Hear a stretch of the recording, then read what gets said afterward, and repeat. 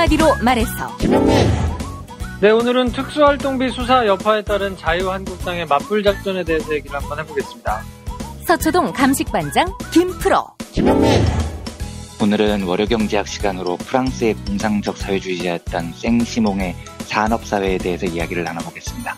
이완배 기자의 경제의 속살. 오늘은 그림 형제의 그림 동화 전집 소개해드리겠습니다. 정선태 교수의 오늘을 읽는 책.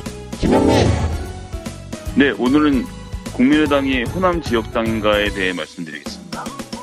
김성회의 답, 정, 너. 김용민 브리핑. 잠시 후 시작합니다.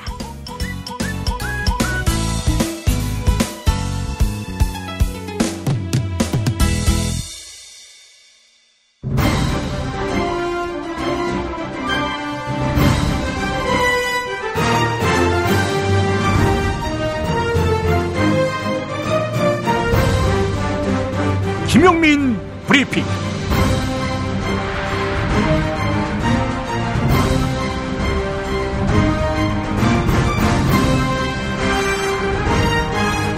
(2017년 11월 20일) 월요일입니다.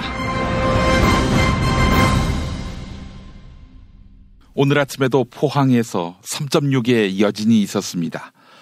포항 시민안부는 집안 내에 소파가 들썩였다고 상황을 페이스북에 올렸습니다. 상황이 빨리 수습되기를 바랍니다. 문재인 정부의 포항 지진 대처를 보면서 여러모로 지난 정부와 비교 대조됐습니다. 일단 재난으로 인한 피해 국민의 고통에 대해 공감하려는 자세가 느껴집니다. 문재인 정부라도 정부가 만능은 아니겠지요. 하지만 적어도 정부로 인해 스트레스를 받는 일은 없겠다는 생각이 듭니다. 정부는 우리 국민들이 세금을 내야만 운영이 가능합니다. 그래서 정부로부터 마땅히 존대를 받아야 합니다. 기업이 있다면 소비자가 있듯 소비자 대우를 받아야 합니다. 하지만 지난 정부는 대통령을 왕으로 해서 국민에게 군림하려 들었지요. 그 정부가 옳았다 또는 과거 민주정부도 그랬다 하면서 새로운 시대로의 진입을 거부하는 낡은 야당. 더 이상 이들과 공존하기는 어렵겠다는 생각마저 듭니다. 못하면 계속 야당을 시키고 그럼에도 불구하고 계속 못하면 의석마저 줄여서 한국 정치판에서 퇴출시켜야 합니다. 이것은 온 국민이 노예로 살기를 바라는 저들에게 빅엿을 날리는 것이고 민주공화국의 국민됨을 드러내는 것입니다. 주요 뉴스 살펴볼까요?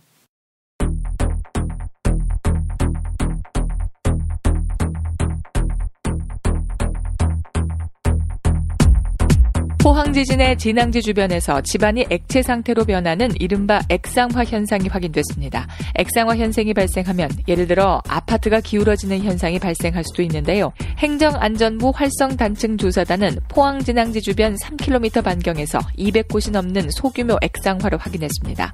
행정안전부 활성단층조사단에서 활동 중인 부산대 손문 교수의 설명 들어보시죠. 깊숙한 곳에서 퇴적물이 물에 끌려 올라왔다는 거죠. 그게 바로 액상화입니다. 그러니까 이거는 논란의 여지가 없는 액상화입니다. 액상화 현상이 국내에서 발견된 건 이번이 처음입니다. 박근혜 정부 국가정보원이 청와대에 전달한 돈은 40억 원으로 알려졌습니다. 그런데 검찰은 모두 70억 원의 현금을 빼돌린 것으로 보고 있습니다. 이에 따라 자유한국당 최경환 의원 외에도 더 많은 정치권 인사들에게 돈이 전해졌을 가능성이 제기됩니다. 국민의당이 분당 위기로 치닫고 있습니다. 박지원 전 대표와 정동영 의원 그리고 천정배 의원이 포함된 국민의당 의원 10여 명이 반환 모임으로 불리는 평화개혁연대를 만든 것입니다. 평화개혁연대 소속 의원들은 더 이상 안철수 체제를 유지할 수 없다 이렇게 이야기하고 있는데요. 바른정당과의 통합을 추진하는 안철수 대표를 거세게 압박하는 모양새입니다. 세계무역기구 WTO의 발표에 따르면 세계 10대 수출국 가운데 우리나라 수출 증가율은 약 19%로 가장 큰 폭의 증가율을 보였습니다. 또한 우리나라의 수출 순위는 지난해 대비 2단계 상승한 6위를 기록했습니다. 우리나라 수출이 큰 폭으로 증가한 요인으로는 세계 경제 회복에 따른 수출 물량 확대와 주력 품목의 단가 상승이 꼽히고 있습니다.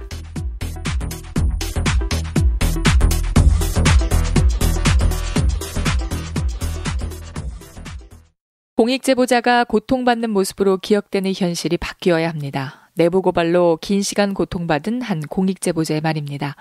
당신이 보내는 응원과 격려는 어려움 속에 고통받고 있는 공익제보자의 현실을 바꾸는 시작입니다.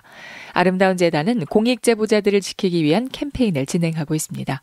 어쩌다 슈퍼맨 캠페인에 함께 해주세요.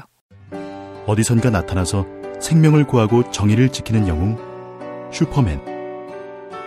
우리 주변에도 많은 슈퍼맨이 있습니다. 바로 공익제보자입니다.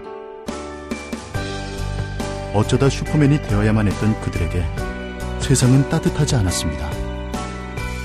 수많은 생명을 살린 2명의 간호조무사는 권고사직을 당했고, 장애인의 인권을 위해 싸운 선생님은 결국 사직했습니다. 어려움을 감내하고 있는 슈퍼맨들에게 이제 우리가 감사를 전해야 할 때입니다. 시민사회 지지 캠페인 어쩌다 슈퍼맨에 함께해주세요. 아름다운 재단. 운전자를 위한 꿀팁 7,000원 운전자 보험 카페. 알고 계세요?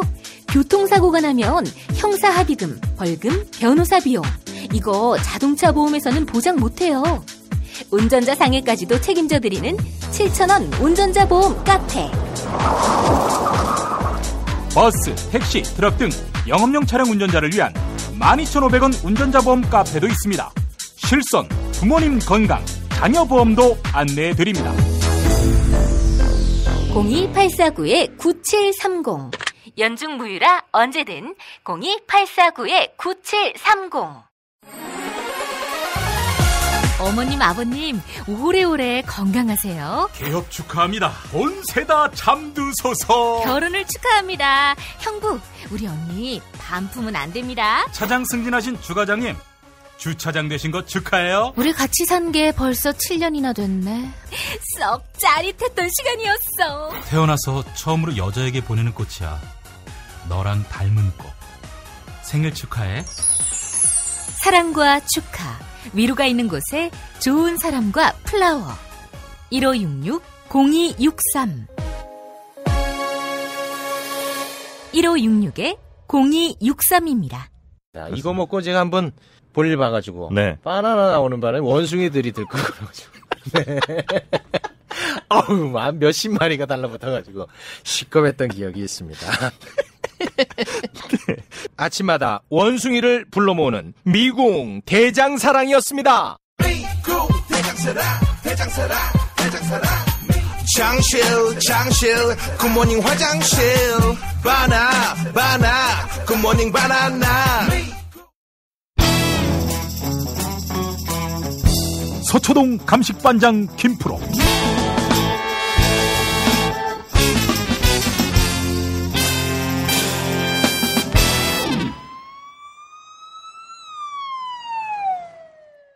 김프로 나와 계시죠? 네, 안녕하세요. 김프로입니다. 오, 북한에 납치됐다는 소문이 있더군요. 아, 그러니까 제가 흥진호를 타고 갔다가 왔어요. 연락을 할 수가 없었어요. 그래서. 그래요. 그 흥진호를 타고 가서 흥신소한테 연락했는데, 자기들이 흥진이 아니기 때문에 확인할 수가 없었다. 이런 얘기를 해가지고, 지난 금요일은 뭐 그렇게 해서 김프로를 송별하려고 했고요. 어처구니가 없었습니다. 제가 다시 한번 진지하게 사과드리고요. 아니, 제가 그 전날 이제 뭐 영화 배급사 분들하고 좀 중요한 미팅이 있어가지고, 음주를 조금 했는데, 저는 잠깐 눈을 붙이고 일어나서 전화를 하겠다고 생각했는데 일어나 보니 날이 환히 밝았더군요. 어쨌든 다시 한번 진심으로 사과드립니다. 알겠습니다. 이런 상황을 이제 미연에 방지하기 위해서 앞으로 김 선생을 한번 좀 키워볼까 하는 생각도 해봤습니다. 데려가세요, 제발. 안 돼. 김 선생 비쌀 것 같아. 그래서 싼 김프로를 계속 쓰기로 했습니다. 이런 일이 없도록 재발 방지 대책을 강력하게 촉구하는 바입니다. 알겠습니다. 예, 그래요. 자, 우리 김프로와 함께 오늘 또 중요한 이슈, 금요일에 빠졌는데 꼭 짚어야 할 이슈 살펴보겠습니다. 특수활동비 이 건으로 지금 친박 실세들 똥줄이 타기 시작했는데, 최경환 의원, 친박 실세로 통했던 그 양반이 특수활동비 건 때문에 서정권 안에 들어오게 됐는데, 동대구역 가서 뭐 하겠다 이런 얘기 김프로는 안 믿죠? 진짜로 하셔야 하게 생겼어요. 큰일이에요. 아니, 왜냐면 본인이 그거를 나왔을 때 기자들한테 아주 역정을 내면서 얘기를 했거든요. 사실이면 내가 어떻게 하겠다. 과격한 말씀을 하셨는데 그 이후에 보도가 새로 나왔잖아요. 국정원 장부가 발견이 됐다. 그래서 1억 원이 넘어간 것이 장부에서 확인된 거다라고 나왔기 때문에 굉장히 지금 상황이 조금 머쓱해졌어요. 이게 누구의 진술이라고 하면 특수활동비라는 것 자체가 어쨌든 영수증이나 증빙이 없이 그냥 현금으로 쓰는 돈이기 때문에 내가 한 거라고 어떻게 확인할 거야 라고 아마 얘기를 할 수 있을 텐데 장부로 기재가 돼 있는 게 나왔다 그러면 신빙성이 많이 높아지기 때문에 본인이 조금 지금 굉장히 떨고 계실 거거든요. 검찰이나 법원에서는 장부에 이름이 적혀 나온 거면은 그대로 믿는 편이군요. 그게 이제 국정원에서 어떻게 생산된 문서냐에 따라 조금 다를 텐데요. 보통 공문서의 경우에는 그래도 증거 능력을 대체로 인정을 받는다고 봐야 되거든요. 근데 국정원에서 나온 게 누가 뭐 수기로 그냥 담당자가 써가지고 자기 개인적으로 보관하는 게 아닌 이상 국정원에서 이렇게 가지고 있는 데이터일 거 아닙니까? 거기서 나왔다 그러면 그걸 굳이 최경환 의원 이름을 써가지고 해놓을 이유가 별로 없잖아요. 그렇죠. 그러니까 본인은 아마 이게 뭐 어떻게 됐든 간에 자료가 있어서 나왔든 진술이 있어서 나왔든 아니면 전혀 없이 그냥 언론으로 나온 것이든 자기가 할 수 있는 수는 세게 아니라고 얘기하는 것밖에 없잖아요. 그리고 세게 하려면 가급적 자극적으로 정말 발끈하는 모습을 보여야 사람들이 보기에는 그래? 없는데 괜히 저러는 거 아니야? 라는 생각을 할 수 있을 테니까 아마 그렇게 세게 지르신 것 같은데 기록으로 나왔다는 보도가 그 뒤에 나왔거든요. 본인은 굉장히 지금 뻘쭘한 상황이 됐을 것이고 뭐 자유한국당에 계신 분들이 그런 식으로 말씀하시는 거는 어제 오늘 일은 아니잖아요.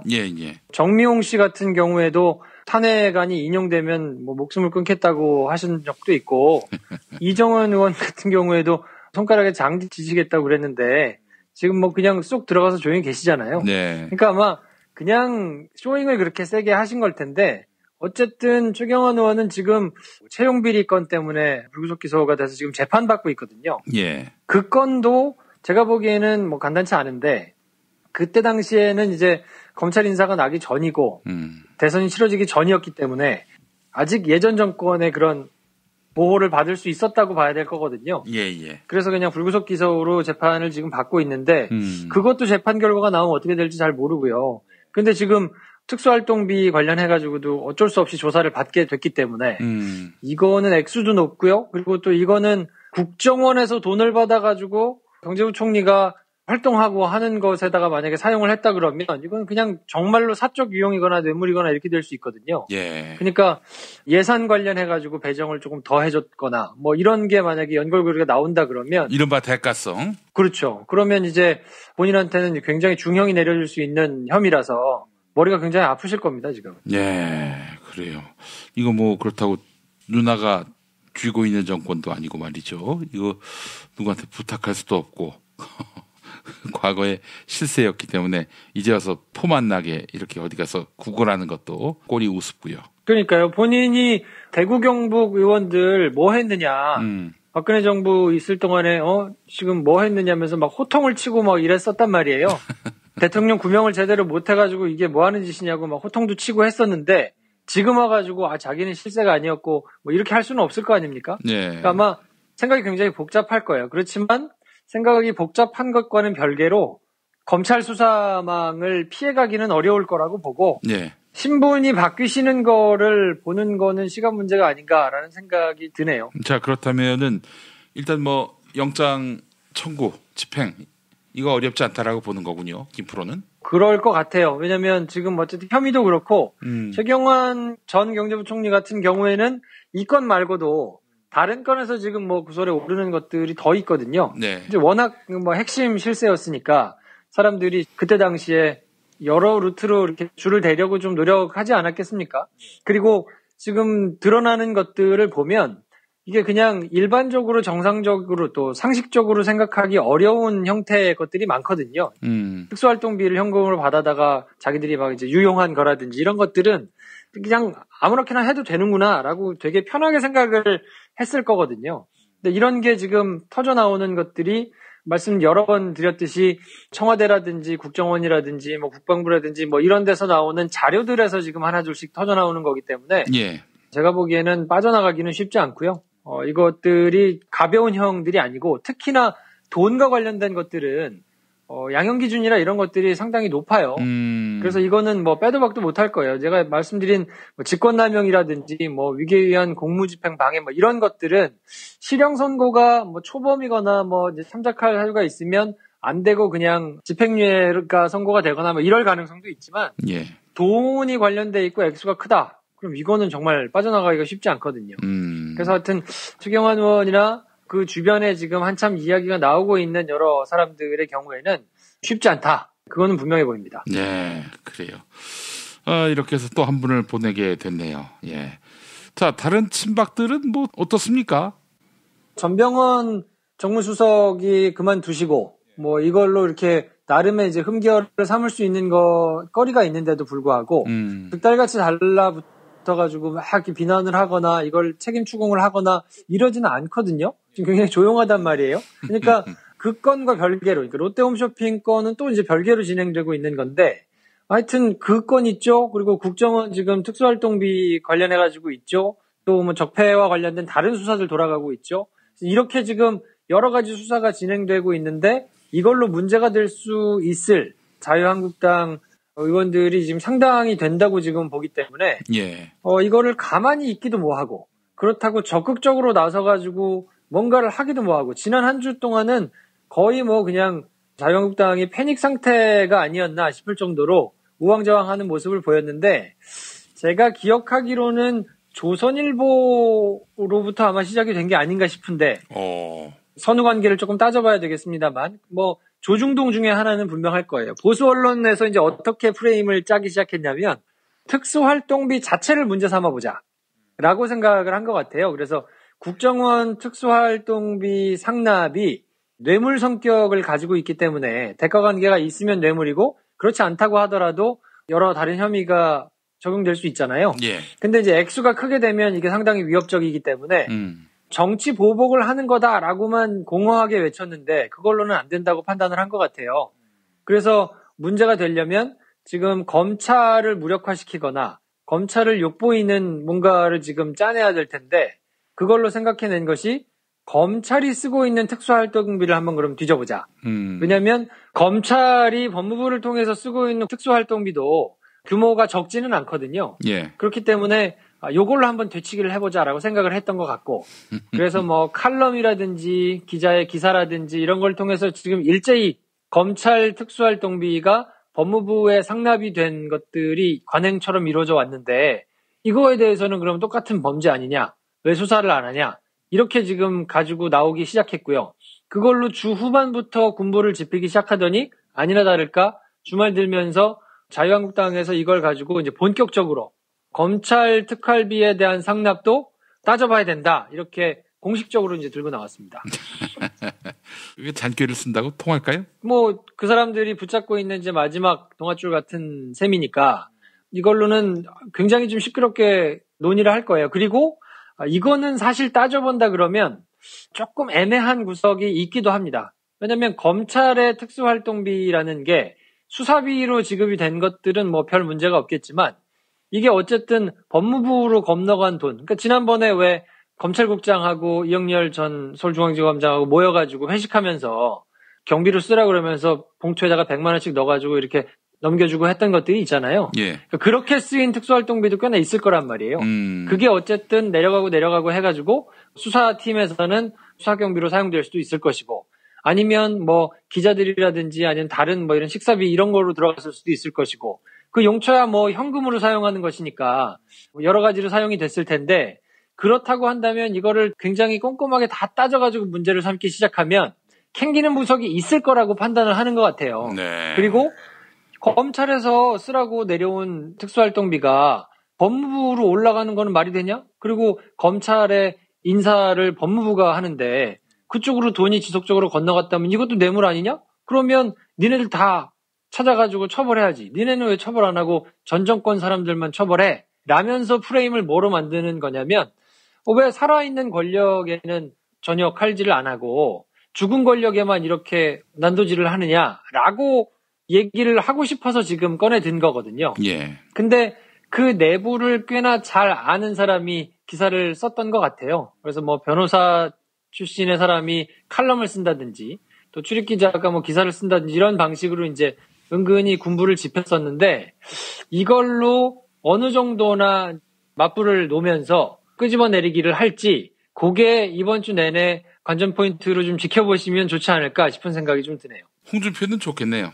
친박 청산이 알아서 되니까 말이죠. 그렇죠. 근데 이제 이게 친박으로만 끝나야 좋을 텐데 이게 자기하고 관련이 돼 있는 사람들이라거나 아니면 국회에도 특수활동비를 따로 쓴단 말이에요. 그렇죠. 근데 예전에 국회에서 특수활동비를 사용하는 걸 뭐 집안에다가 급여로 갖다 줬다 뭐 이런 얘기로 한번 부설에 오른 적이 있기 때문에 예. 이거를 지금 정색하고 나와가지고 그러면 법무부 수사할 거면 옛날에 그러면 본인이 얘기했던 집에다가 월급으로 갖다 줬다는 것도 그럼 횡령으로 그러면 문제를 삼읍시다라고 고발할 움직임이 조금 보이니까 예. 이걸 재빨리 본인이 페이스북에다 지금 해명을 먼저 하셨단 말이에요. 예. 마치 이걸 내가 횡령한 것처럼 몰고 가는데 그런 거 아니다.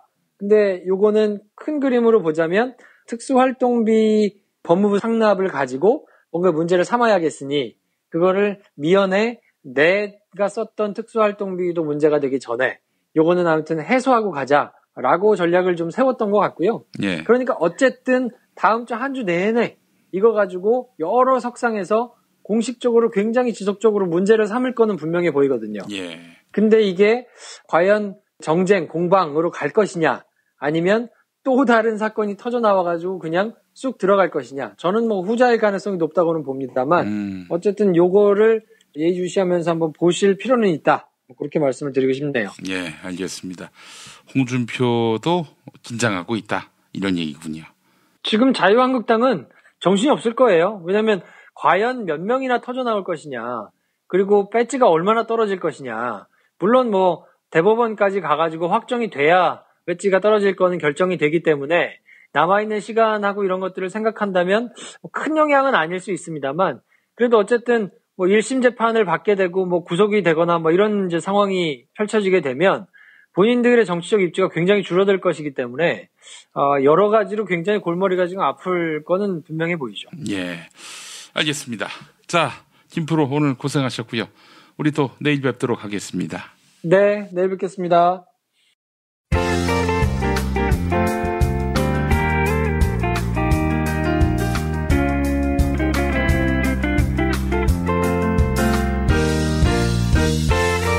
여러분 안녕하십니까?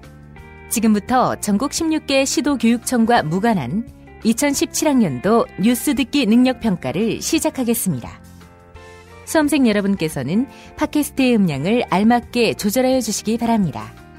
모든 문제는 한 번씩만 들려드리니 잘 듣고 지시에 따라 물음에 답하시기 바랍니다. 이제 시작하겠습니다. 카카, 큰일 났습니다. 뭐가 또 큰일 났어요? 구속영장이 기각된 이병호. 그래, 국정원장 했던 이병호가 왜? 다 풀었답니다. 다 풀어. 그래서 구속영장이 기각됐던 거야?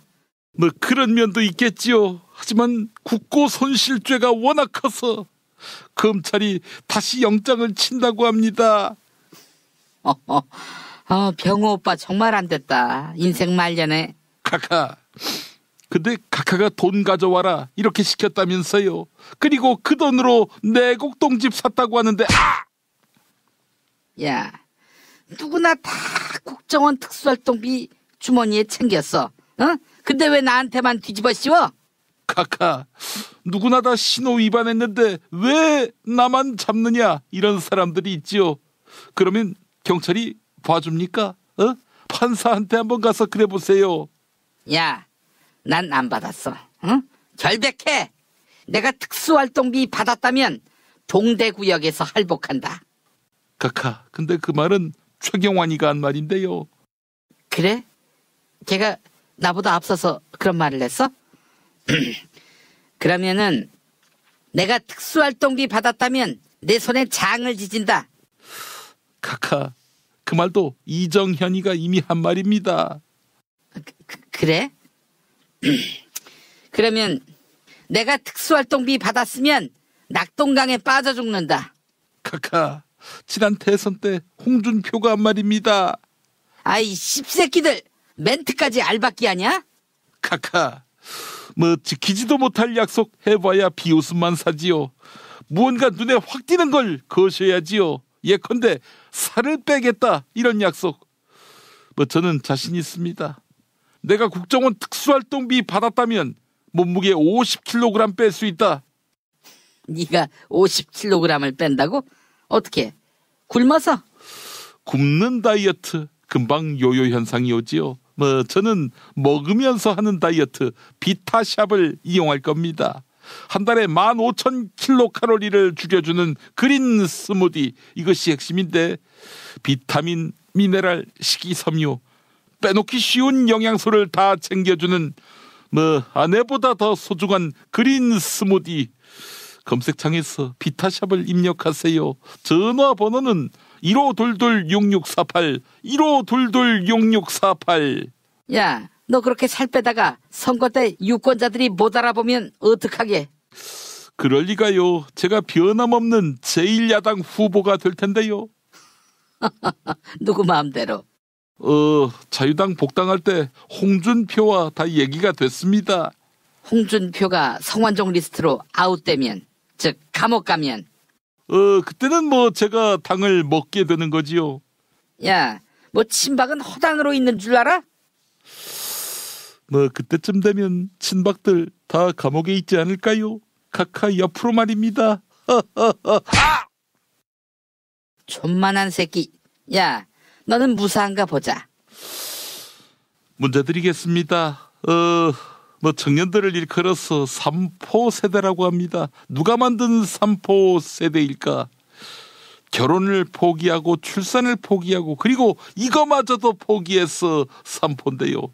결혼 출산 말고 나머지 하나는 무엇일까요? 카카 아십니까? 알지. 1번 섹스, 2번 마약, 3번 굿, 4번 사랑, 5번 주택 구매.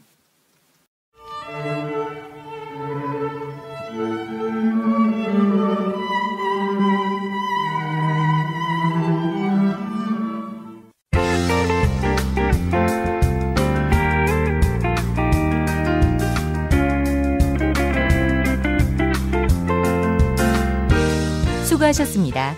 이상으로 전국 16개 시도교육청과 무관한 2017학년도 뉴스 듣기 능력평가를 모두 마치겠습니다. 수험생 여러분은 이메일 주소와 정답, 사연을 적어 팟빵 게시판에 올려주시기 바랍니다.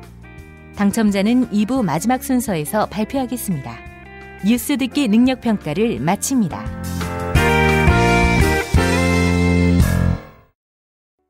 야, 너 홍어 판다 그랬지? 팔지. 근데 홍어가 진짜 그렇게 몸에 좋아? 아니 끝내준다니까. 우리 엄마 관절염인데? 홍어. 나 숙취는? 홍어. 마누라 다이어트는? 홍어. 큰이모 변비? 홍어. 작은 형 소화불량은? 홍어. 여동생 피부? 홍어. 큰 누나 주름? 홍어. 명절 때 선물은? 홍어라니까. 근데 비싸지? 열나 싸고 열나 맛있는 홍어가 있다니까. 어디? 알싸한 홍어. 1599-6456.com 혹은 1599-6456 전화 주문도 가능합니다. 골반 잡자 바로 잡자 바디로직, 허리 통증 바로 잡자 바디로직, 몸매 교정 바로 잡자 바디로직, 자세가 좋아지는 골반 교정 타이즈 바디로직. 검색창에 골반 교정 바디로직. 삐딱한 남성 골반 허리에도 역시 바디로직입니다. 바디로직의 효과를 못 느끼셨다면 100% 환불해드립니다. 자세한 환불 조건은 홈페이지를 참조하세요. 스페이드 퀴즈입니다. 돌잔치, 칠순잔치, 가게 홍보, 체육대회, 창사기념일. 정답! 기념품! 문제를 끝까지 들으셔야죠. 이럴 때 사용하는 판촉물이나 기념품, 답례품, 단체 선물 등을 취급하는 전문업체로서 국민을 위해 제대로 일하는 언론과 정당에 후원을 하는 판촉물 전문업체는 어디일까요? 정답! 네피알! 네? 어디라고요? 네피알! 네, 정답입니다. 판촉물이나 단체 선물이 필요할 때 이왕이면 우리 편 회사 네피아를 찾아주세요. 인터넷 검색창에 네피아를 치시거나 032-519-4800으로 전화주시면 친절하게 상담해드립니다. 그런데 상품은 뭔가요? 네피아를 가서 고르세요. 3만 가지가 넘는 물품이 있어요. 한글도 남보다 빨리 깨치고 참 똑똑했는데 갈수록 실력이 뒤처지는 것 같아 걱정이에요. 혹시 초등학교 교과서 본 적 있어요? 어려운 어휘가 너무 많아요. 학교에서는 어휘 개념을 하나하나 설명해줄 시간이 정말 부족하잖아요. 그럼 어떡하죠? 내 아이의 어휘만큼은 내가 책임져야죠. 어휘 공부의 정성. 초등어휘 3000, 초등어휘 5000. 검색창에 초등어휘 3000을 쳐보세요. 김용민 브리핑 뉴스 듣기 능력평가 정답 맞히신 분들 소개합니다. 지난주 뉴스 듣기 능력평가 문제는 1층에 기둥만 설치해 건물의 하중을 견디도록 한 구조, 이 구조의 이름을 맞히는 거였죠. 정답은 필로티인데요. 당첨자 두 분에게는 도서출판 YB에서 협찬하는 도서 왜 사람이 많으면 대화하기 어려울까를 선물해드립니다. 여러 사람이 모인 자리에서 입이 쉽게 열리지 않는 분들, 그리고 회의나 미팅처럼 다수와의 대화가 두려운 분들에게 도서 왜 사람이 많으면 대화하기 어려울까를 추천해드립니다. 다른 당첨자에게는 애주가들의 핫 아이템 술친굼 한 박스 보내드립니다. 금요일 정답자 가운데 한 분에게는 남도 먹거리에서 협찬하는 식품 꾸러미 상품 선물해드립니다. 금요일 정답자 가운데 다른 한 분에게는 골반 보정 속옷 바디로직 리포머 팬츠 선물해드립니다. 금요일 정답자 가운데 다른 한 분에게는 머문 빌리지 이용권 격주로 보내드립니다. 정답자 밤과 도토리님, 탈원전은 원자력 발전소를 핵발전소로 바꾸어 부르는 것으로 시작해야 합니다. 흘러가기님, 우리나라도 지진에 대비해야 합니다.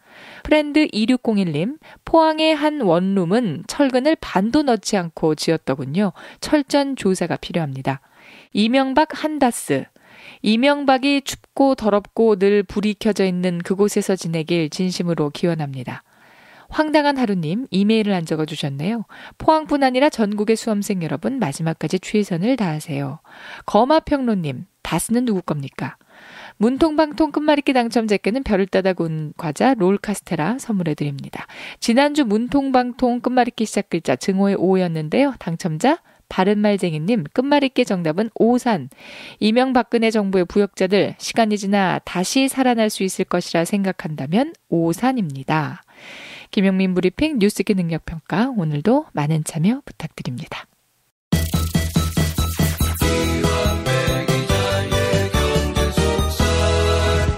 민중의 소리 이완배 기자 만나겠습니다. 이완배 기자님. 네, 안녕하십니까. 자, 11월 20날이 시작됐습니다. 열흘 지나면 이제 11월도 끝나고 12월 금년의 마지막 달만 남게 되는데 말이죠.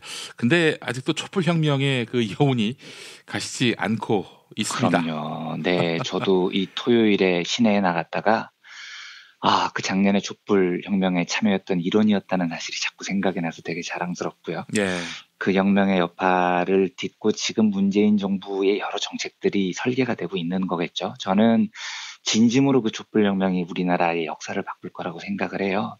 보시면 아시겠지만 제가 뭐 많이 틀리긴 하지만 혁명 이후에도 경제적인 문제에 대해서 좀 비관적으로 보시는 분들도 있어요. 진보 진영에서. 그런데 저는 그렇게 생각하지 않습니다. 아마 앞으로 벌어질 10년, 20년, 30년이 지금까지 우리나라의 자본주의가 들어온 100년, 110년의 역사보다도 저는 훨씬 더 찬란하게 복지국가를 향해서 변해갈 거라고 믿습니다.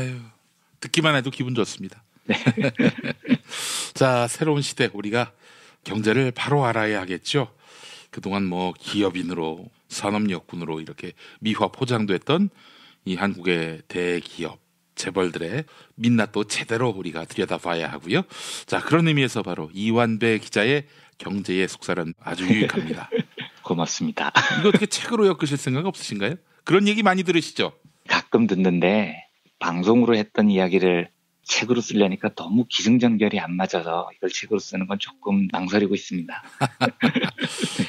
어쨌든 우리 이완배 기자님의 말씀뿐만 아니라 글도 많이 접했으면 한다라는 분도 계신데 민중의 소리 들어가시면은 이완배 기자님의 오늘 방송에서 했던 이야기들도 소상히 또 만날 수 있다는 점 여러분들 기억하시고요. 네, 그렇게 해주시면 고맙습니다.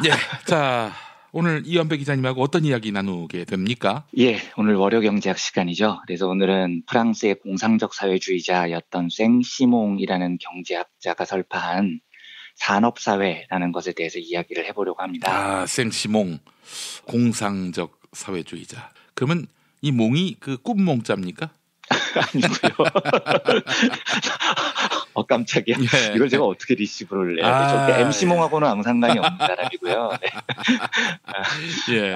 이게 영어로 쓰면은 이제 세인트 시몬 이렇게 되는데 불어로 읽으니까 생시몽이 되는 거고요. 예. 생시몽으로 오늘 다뤄보면 저희가 월요경제학을 통해서 3대 공상적 사회주의자라고 불렸던 샤를 프리에, 로버트 오웬, 생시몽까지 한 번씩 살짝 맛을 보게 되는 겁니다. 그런데 물론 제 수준에서 이 대단한 사상가들의 사상을 제대로 설명하기가 제가 너무 부족하기도 하고요. 이 사람들의 상상력이 정말 방대합니다.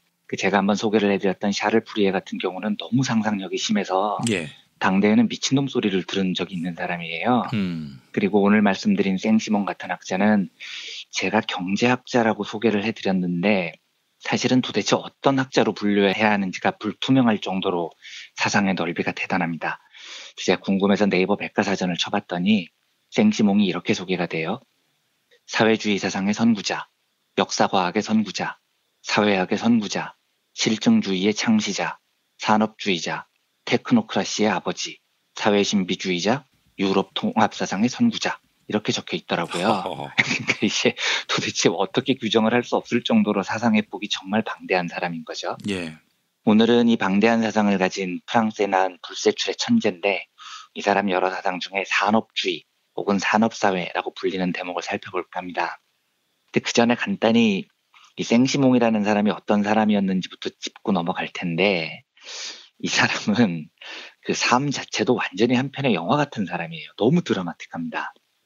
그러니까 이분의 삶을 보면 절대로 오래 못 살았을 삶인데 의외로 우리 나이로 60을 넘겼습니다. 1760년에 태어나서 1825년에 돌아가셨으니까 65세를 살았죠. 근데 제가 보기에 이분이 65세를 산 건 거의 기적에 가깝습니다. 왜 이렇게 이야기를 하는지는 스토리를 들어보시면 금방 이해가 되실 겁니다. 예.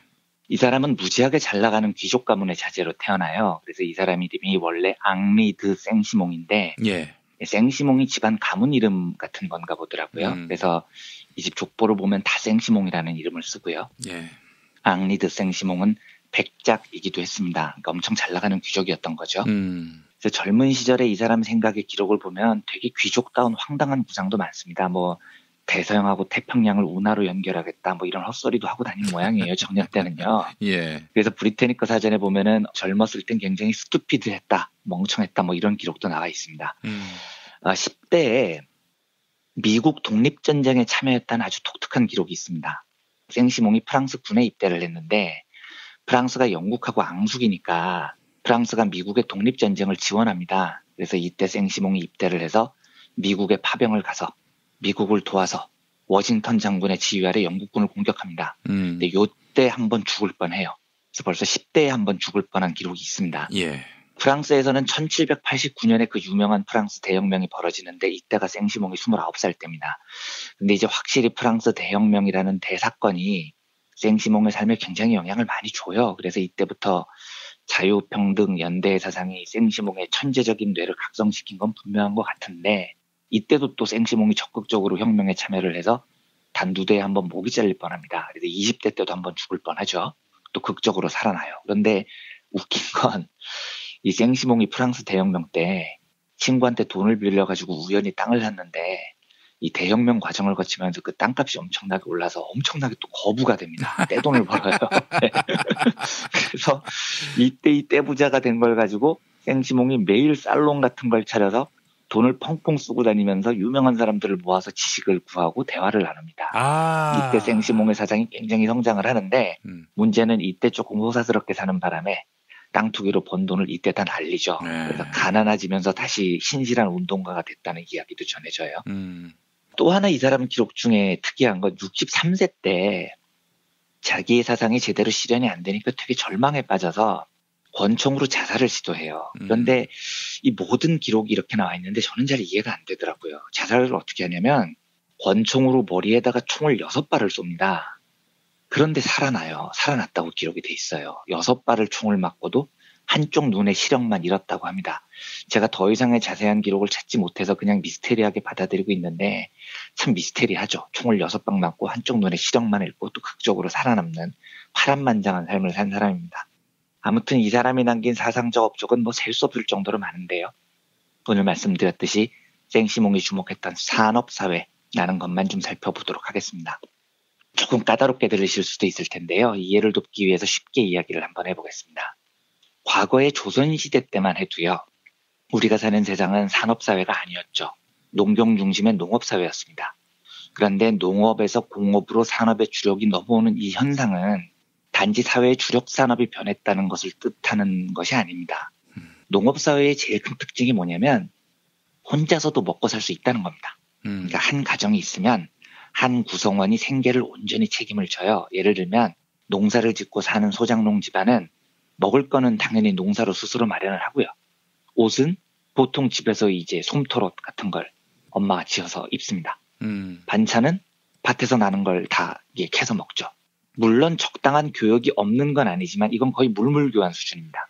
그리고 이웃 간의 정이 있어서 기본적으로 자기 집안의 의식주는 온전히 그 집안에서 책임을 지면서 이웃과 조금 나누는 수준에서 교환이 그쳐집니다. 그러니까 이 조선시대만 해도 강원도 산골 아주 외딴 곳에 홀로 사는 사람도 살 수가 있었던 거예요. 혼자서도요. 아주 작은 마을도 그냥 그 마을 안에서 다 밥 먹고 옷 입고 다 사는 겁니다. 그래서 오죽했으면은 한국전쟁 때 강원도 어디 마을은 전쟁이 났는지도 몰랐다는 거 아닙니까? 그냥 그렇게 폐쇄된 사회에서도 충분히 자급자족으로 살아갈 수 있었다는 거죠.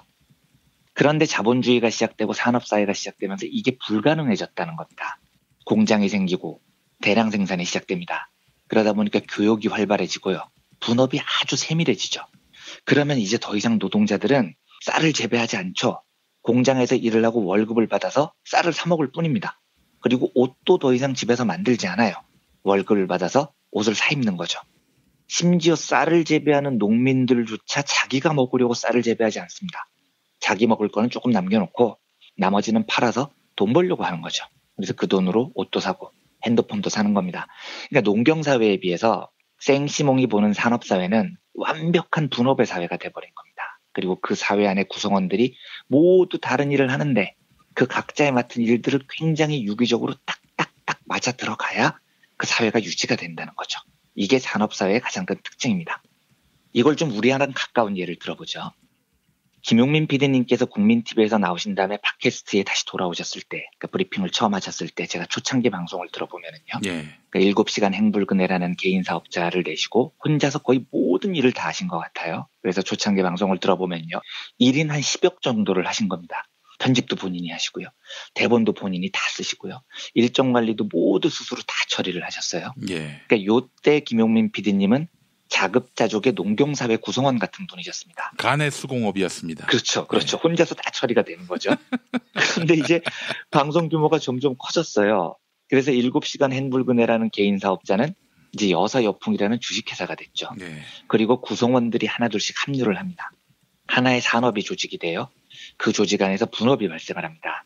그래서 과거에 저희 그 편집을 맡아주시는 성민지 엔지니어님께서 집안에 안 좋은 일이 있으셔서 한 이틀 그 일을 비우신 적이 있으셨잖아요. 아이고야, 별걸 다 하시네. 네, 그래서 제가 그때 걱정이 돼서 김용민 PD님께 방송 전에 힘드시죠? 안 그래도 바쁘신데 피곤하시죠? 하고 여쭤봤더니 피곤하실 줄 알았는데 제가 생각했던 것보다 훨씬 힘들어 하시더라고요. 이게 제가 편집을 다 하려니까 너무 힘들긴 하네요. 이렇게 답을 하셨어요. 그런데 그거 과거에 분명히 혼자서 다 하셨던 거거든요. 아니 이제 그때는 지금같이 이렇게 코너가 다양하고 뭐 인터뷰가 많고 그러지 않았거든요. 그렇죠. 혼자서 다 하셨을 수 있었죠. 그런데 방송 규모가 커지면서 분업이 이루어지고 났더니 다시 혼자 하는 걸로 돌아가시니까 진짜 힘이 드셨던 겁니다. 그래서 산업사회가 고도화가 되면 조금 전에 말씀을 해주신 것처럼 규모 있는 분업 조직이 돼야 그 조직이 유지가 돼요. 그 상태에서 엔지니어님께 일이 생기면 프로그램에 막대한 차질이 생기는 겁니다. 만약에 지금 우리 일을 함께 해주시는 박면호 작가님께 무슨 일이 생겼다. 이러면 또 김용민 PD님 일이 엄청나게 늘어나시겠죠. 뭐 그때는 거의 좆되는 수준이다. 그렇죠. 네, 이제 충분히 저는 짐작이 됩니다. 모든 일정 관리와 광고주들과의 대화 이걸 이제 김용민 PD님께서 다 하셔야 되니까 이게 이제 엄청나게 힘들어지는 겁니다. 네. 즉 생시몽이 말하는 산업사회는 굉장히 고도화되고 규모가 커지고 분업이 확실해지면서 그 구성원이 맡은 유기적인 일 중에 하나만 펑크가 나도 사회가 굉장히 피곤해지는 세상이 됐다는 겁니다. 이게 바로 생시몽이 바라보는 농경사회와 산업사회의 가장 큰 차이점입니다. 자, 그러면 이 말은 한 걸음 더 나가면은요. 산업사회에서 우리 각 개인이 누리고 있는 많은 것들이 있죠. 행복도 있고 물질적인 풍요도 있고요. 이런 것들이 궁극적으로 사회라는 총체적인 시스템 안에서 이루어진다는 뜻이기도 합니다. 그러니까 이 말은 산업사회에서 우리의 행복이라는 건요. 어쩔 수 없이 무조건 다른 사람에게 의존하고 있는 겁니다. 그러니까 더 이상 우리는 혼자서 행복할 수 없는 거죠. 농경사회가 아닌 한요. 무조건 타인에게 의존해야 됩니다. 가장 간단하게 말해서 좀 지저분한 얘기지만 우리가 똥을 싸도요. 이걸 정기적으로 누가 치워줘야 우리가 똥을 쌀 수 있는 겁니다. 그렇습니다. 예, 우리는 사실 그걸 전혀 인식하지 않고 똥을 싸지만 매일 배변을 하면서도 우리가 살아갈 수 있는 이유는 누군가가 정기적으로 정화조를 치워주는 노동을 하시기 때문이에요. 그분들이 정기적으로 정화조를 비워주지 않으면 우리는 똥도 못 삽니다. 그렇다면 산업사회가 고도화되면서 분업을 맡은 한 사람 한 사람의 기능과 임무가 빈틈없이 유기적으로 맞아질 때만 이 사회가 제대로 기능할 수 있다면 이렇게 만들어진 사회에서 제일 중요한 게 뭘까요? 라고 생시몽이 질문을 던집니다. 그리고 생시몽이 하는 대답은 뭐냐면 우리는 모두 연결돼 살고 있으므로 누군가가 정화조를 치워주지 않으면 똥도 못 사는 사회에서 살고 있으므로 이런 산업사회에서 가장 중요한 건 바로 나 대신 그 일을 해주는 사람들에 대한 고마움, 형제애, 협동심을 갖고 살아야 합니다. 라는 게 생시몽의 대답인 거예요. 예. 그렇잖아요. 내가 라면을 하나 끓여도 라면을 만드시는 노동자분들이 있어야 라면을 끓여 먹는 거고요. 예. 담배꽁초를 휴지통에 버려도 그 휴지통을 누군가가 비워줘야 우리가 담배를 피울 수가 있는 겁니다. 그렇기 때문에 우리는 모두가 서로에게 의지하고 살아갈 수밖에 없고 따라서 서로를 형제처럼 대해야 됩니다. 그래서 생시몽은 이렇게 말해요. 모든 사람들이 서로를 형제와 자매처럼 평등하게 사랑하자. 그리고 가장 숫자가 많고 가장 힘든 처지에 있는 사람들을 행복하게 하는 일에 사회가 가장 중요한 목표를 두자. 이렇게 이야기를 합니다. 예. 제가 이야기하고 싶은 대목은 이런 겁니다. 우리가 모두 서로에게 의지하고 살고 있다는 사실은 뭐 의심할 여지가 없죠. 똥도 못 사는 겁니다. 연결이 안 돼 있다면요. 그런데 자본주의 사회에서는 그런 사회를 바라보는 관점이 두 가지가 있어요. 하나는 아니 내가 돈 내는데 당연히 내 권리 아니야? 라고 생각하는 관점이 있고요. 예. 하나는 우리 모두가 이렇게 서로 의존하고 살고 있으니 생시몽처럼 서로를 형제와 자매처럼 사랑하자라고 생각하는 관점이 있습니다. 어느 게 옳은 관점일까요를 떠나서요. 어느 것이 인간의 본성에 맞는 관점입니까? 내가 돈 냈으니까 내 삶에 영향을 미치는 다른 많은 사람들은 그냥 돈값 개차반 취급해도 되는 게 그런 게 인간 본성에 더 가까울까요? 아니면 나의 삶에 영향을 미치는 많은 사람들을 배려하고 사는 게 인간 본성에 더 가까울까요? 저는 뭐가 인간 본성에 가까운지는 잘 모르겠습니다. 뭐 성선설도 있고 성악설도 있는 거죠. 근데 제가 확신하는 건 이런 거예요. 어떤 관점에 가치를 두느냐에 따라서 사람들의 생각이 바뀝니다. 인간은 선천적으로 나쁠 수도 있고 좋을 수도 있을 것 같은데요. 만약에 우리가 사는 사회가 우리 서로 다 이렇게 의존하고 사는데 서로에게 좀 더 따뜻하게 배려하고 사는 게 좋은 것 같다. 라는 관점을 선택하면 확실히 그 사회는 연대나 협동, 배려를 중시합니다. 근데 반면에 야, 내가 돈 벌어서 내가 돈 내는데 내 맘대로 해도 되는 거 아니야? 라는 관점을 사회가 선택을 하면 그 사회는 확실히 배려가 없는 사회로 변해요. 즉 이건 선택의 문제라는 겁니다. 그러면 압축 성장을 거쳐온 한국 사회는 지금까지 어떤 관점을 선택해 왔느냐? 저는 압도적으로 악마적인 관점을 선택해 왔다고 생각을 합니다. 돈이면 다 해결되지 뭐. 아니 내가 돈 냈는데 내가 왜 고마워해야 돼? 아, 내가 정화조 치워달라고 돈 냈잖아. 그럼 치워야지. 이런 관점이 수십 년 동안 압도적으로 한국 사회를 지배해 온 거예요.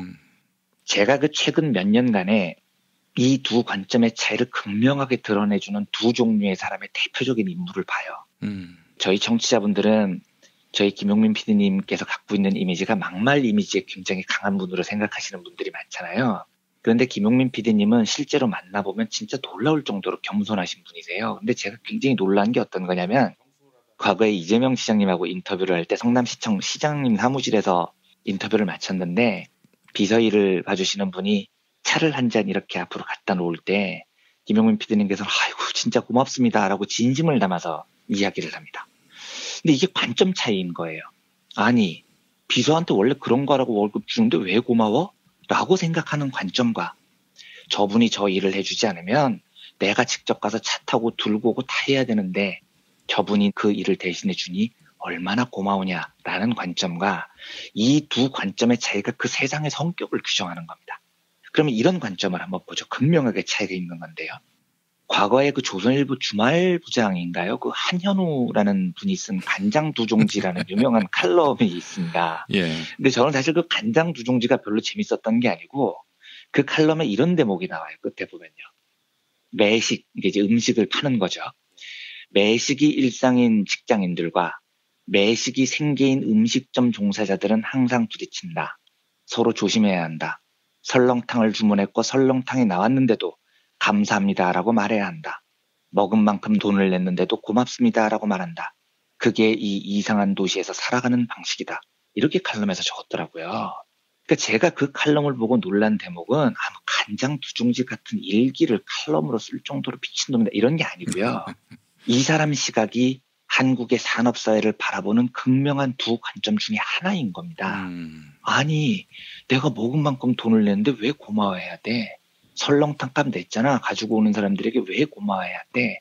라는 한국 사회를 수십 년 동안 지배해왔던 관점을 한국 사회에서 가장 영향력 있는 일간지의 부장이 그냥 이데올로기로 주입을 해버리는 겁니다. 그리고 사실 많은 사람들이 이 관점에 동의하고 살아요. 내가 돈 냈는데 왜 고마워하냐는 거죠. 그런데 이 두 이야기를 듣고 한번 판단을 해봐 주십시오. 김용민 PD님처럼 차가 한 잔 나오면 고맙습니다 라고 진심으로 생각하는 사람들이 모여 사는 사회가 더 나은 사회일까요? 아니면 한현우 부장같이 내가 왜 고마워해야 되는데 라고 생각하는 사람들이 모여 사는 사회가 더 나은 사회일까요? 아니면 우리는 어떤 사회를 지향해야 되는 걸까요? 제가 장담하는데 사회는 구성원들이 지향하는 바를 달리하면 성격이 바뀝니다. 그러면 우리는 어떤 사회를 지향해야 됩니까? 생시몽은 이 질문을 지금 우리에게 던지는 겁니다. 예. 저는 우리 애들한테 항상 이런 교육을 되게 중요하게 생각을 합니다. 배달 음식을 되게 자주 시켜 먹는데 배달 음식이 오면 무조건 뛰어나가라. 이게 이제 우리 집의 불문율이에요. 예, 왜냐하면 제가 아이들한테 이야기를 해요. 저 배달 노동자분들 시간이 돈인 분들이다. 그리고 굉장히 심각한 노동을 하신다. 근데 우리가 조금만 서둘러서 뛰어가면 그분들 담배 한 대 피울 시간이라도 드리는 거다. 우리가 이렇게 편하게 전화 한 통으로 짜장면을 집에서 먹을 수 있는 이유는 다 저분들이 바쁘게 움직여주신 덕분이다. 저는 이렇게 가르칩니다. 그러면 이때 우리 아이들이 와 아빠 정말 맞는 말 같아요. 저분들께 늘 고마워할게요. 라고 대답하는 사회가 되느냐. 아빠 우리가 낸 돈 중에 다 배달비 포함되는 거 아니에요? 왜 고마워해야 돼요? 라고 대답하는 사회가 되느냐. 이 차이가 우리가 사는 사회가 보다 인간적이고 협동하며 사랑하는 공동체 사회가 되느냐 아니면 그냥 돈이면 다 해결되는 폐악적인 자본주의가 되느냐를 결정하는 시금석 같은 겁니다. 생시몽 같은 초기 이상적 사회주의자들이 꿈꿨던 연대와 공동체 사회는 뭐 꿈 같은 것일 수 있죠. 그러니까 유토피아 사회주의자들이라고 불리는 거겠죠. 그런데 그런 유토피아까지는 몰라도요. 저는 구성원들이 어떤 사회를 지향하느냐에 따라서 우리 다 서로 연결돼 있고 다 서로 의지하고 살 수 있으니 다 서로를 형제자매처럼 대하자라는 생각을 확대할수록 우리 사회의 많은 모습이 저는 바뀔 거라고 믿습니다. 그런 측면에서 오늘 월요경제학 시간으로 서로 의지하지 않으면 살 수 없는 고도로 분업화된 사회에 대해서 연구를 했던 프랑스의 공상적 사회주의자 생시몽의 산업사회에 대한 이야기를 나눠봤습니다. 그래요. 정말 인간다운 사회군요. 그렇죠. 그런 사회를 꿈꿨던 사람들입니다. 그런 사회를 일찌감치부터 간파했던 생시몽. 살롱 문화에 젖어가지고 한때 방탕했다는 소문이 있었습니다. 룸살롱은 아닌 거죠? 그 살롱이라는 게 아마 모여서 지식인들끼리 폼 잡고 얘기하고 그런 걸 겁니다. 아마 그런 의미일 겁니다. 근데 굉장히 대중화됐네요. 룸살롱으로 와서. 룸이나 살롱이나 뭐 같은 뜻 같은데 말이죠. 그런가요? 제가 살롱이 무슨 뜻인지 사실 정확하게 잘 모르는데. 예. 옛날에는 뭐 살롱이라는 말 갖고도 뭐 로얄 살롱이라는 차도 있었지 않습니까? 아, 그렇습니까? 예, 네. 대우자동차에서 나왔던 거고. 아, 맞다. 예, 중형차 있었어요. 네. 그리고 저 라디오 프로그램 중에 여성 살롱 이런 프로도 네, 있었고. 맞습니다. 네, 그런 것도 있었고요. 네. 아, 그래 르망 살롱도 있었네요. 차 이름 네. 중에. 예. 예, 알겠습니다. 자, 이완배 기자님 오늘 말씀 잘 들었습니다. 네, 감사합니다.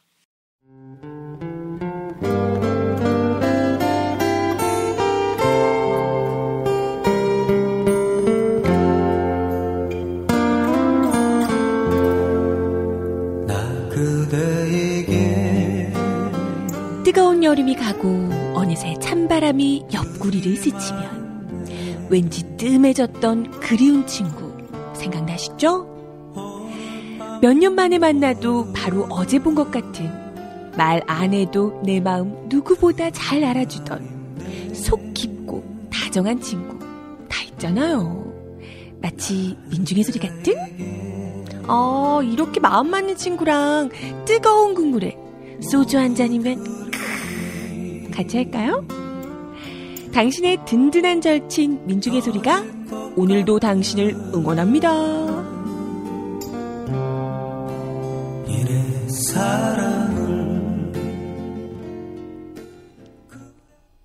민중의 소리 후원 전화 1661-0451 1661-0451 민중의 소리.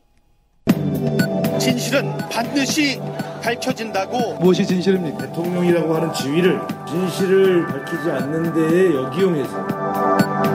김보영 아나운서가 함께합니다. 아프니까 팩트다. 안녕하세요. 아프니까 팩트다. 김보영입니다. 검찰은 박근혜 정부 시절 국가정보원이 특수활동비 40억 원을 청와대에 상납한 것에 대해 수사 중인데요. 자유한국당 홍준표 대표가 검찰로부터 매년 100억 원의 특수활동비를 받았다는 법무부도 같이 처벌해야 한다며 목소리를 높였습니다. 국정원 특수활동비 청와대 상납 사건을 처벌하려면 역대 검찰총장과 법무부 장관도 수사해야 형평에 맞는다는 얘기입니다. 하지만 시민단체 세금 도둑 잡아라는 홍준표 대표를 국회 특수활동비 횡령 혐의로 고발할 예정입니다. 홍준표 대표는 이명박 정부 시절 한나라당 원내대표와 운영위원장을 역임했는데요. 홍준표 원내대표는 매달 4천만 원의 특수활동비를 받았고 이 가운데 일부를 부인에게 생활비로 줬다고 고백한 바 있습니다. 이에 세금 도둑 잡아라 측은 사실상 공금 횡령을 스스로 자인한 셈이다라고 밝혔는데요. 2015년 당시 홍준표 경남지사의 기자회견 들어보시죠. 그거 나한테 너무 내 돈 아닙니까? 그 집에 갖다 준 게 무슨 그게. 이런 발언이 나온 배경은 이렇습니다. 2015년 당시 성완종 리스트 사건을 수사하고 있던 검찰은 홍준표 경남지사의 2011년 계좌에서 출처가 불분명한 1억 2천만 원을 발견했습니다. 이 돈은 고 성완종 전 경남지협 회장이 건넨 1억 원이 아니냐는 의혹을 받았는데요. 이에 홍준표 경남지사는 이 돈은 부인이 모은 비자금이고 나도 이번에 알았다. 즉 특수활동비를 부인에게 건넸다고 밝혔습니다. 하지만 2년 6개월이 지난 지금 홍준표 대표는 시민단체가 자신을 고발할 움직임을 보이자 전혀 다른 해명을 내놨습니다. 한나라당 원내대표 시절 받았던 특수활동비 4천만 원 가운데 3,200만 원은 당 운영비로 나머지는 국회 운영에 필요한 경비로 지출했다고 반박한 것입니다. 또한 생활비는 자신의 국회의원 월급에서 준 것이라고 덧붙였는데요. 이처럼 전혀 다른 해명을 내놓을 수 있었던 배경은 국회 특수활동비는 전액 현금으로 지원되고 사용처에 대한 공개 의무조차 없기 때문입니다. 지금까지 아프니까 팩트다였습니다. 태초에 하나님이 술친구는 창조하셨습니다. 어쩐지 하나님이 술만 내리실 리가 없습니다. 자, 오늘 달릴 건데 군뱅이 챙겼지? 맞다, 군뱅이. 야, 내가 한 포 준다. 이거 귀한 거니까 꼭 갚아. 술친구 먹으면 술자리에서 완전 날아다니잖아. 음주 생활의 퀄리티가 달라진다니까. 이 연말 회식도 술친구만 있으면 걱정 없어. 연말 회식 절대 강자 술친굼. 술친굼 공식 쇼핑몰 회원만을 위한 추가 증정 이벤트를 확인하세요. 네이버에 술친굼을 검색하세요. 충남 금산의 넓은 인삼밭. 정성농장을 일군 농부아버지 이정열 씨. 자연은 노력한 만큼 내어준다. 그 자연의 마음을 알기에 정성농장을 더불어 일구는 아들 이성규 씨도 아버지에게 배운 것처럼 정직하고 또 성실하게. 정성농장 홍삼은 인삼 재배부터 가공 판매까지 모두 책임지고 있습니다. 그래서 대한민국 1등 품질을 자부합니다. 검색창에 정성농장 홍삼을 검색해주세요. 정성농장 홍삼. 전화문의는 010-9754-6972. 안녕하세요. 비타샵 대표 오은석입니다. 이번 주에는 주문시 김용민 브리핑 애청자라 적어주시면 시식용으로 홀그레인 스무디 다이어트 2포를 보내드립니다. 아침 식사 대용으로 우유나 두유에 타 드셔보세요. 다이어트는 비타샵과 함께하세요. 1522-6648 혹은 비타샵을 검색해주세요. 찬바람이 싸늘하게 불어올 때는 따뜻한 새싹당 콩차, 풍부한 아스파라긴산과 레스베라트롤, 그리고 그 어떤 차도 따라올 수 없는 고소한 맛. 따뜻한 새싹당 콩차로 하루를 시작하면 참 좋습니다. 이런 환절기에 기분 좋은 차 한 모금, 새싹당 콩차. 티백 2+1 행사는 계속됩니다. 새싹당 콩차는 인터넷 전창걸몰닷컴에서 구매하실 수 있습니다. 전화 구매는 070-8635-1288, 070-8635-1288.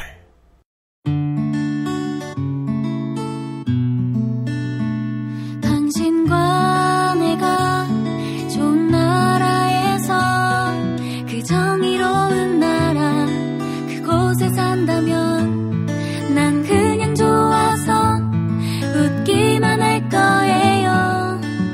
당신의 뉴스 보좌관 김용민 브리핑.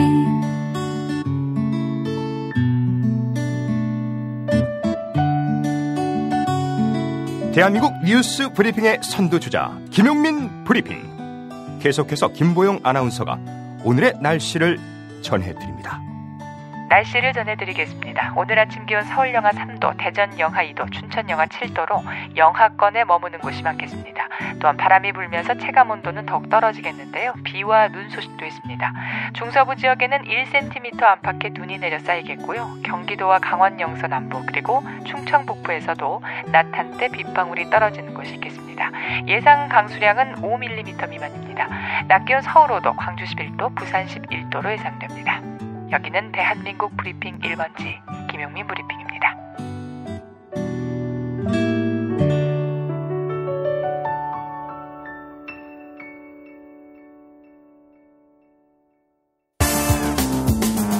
오늘을 읽는 책, 문학평론가인 국민대학교 국문학과 정선태 교수와 함께합니다.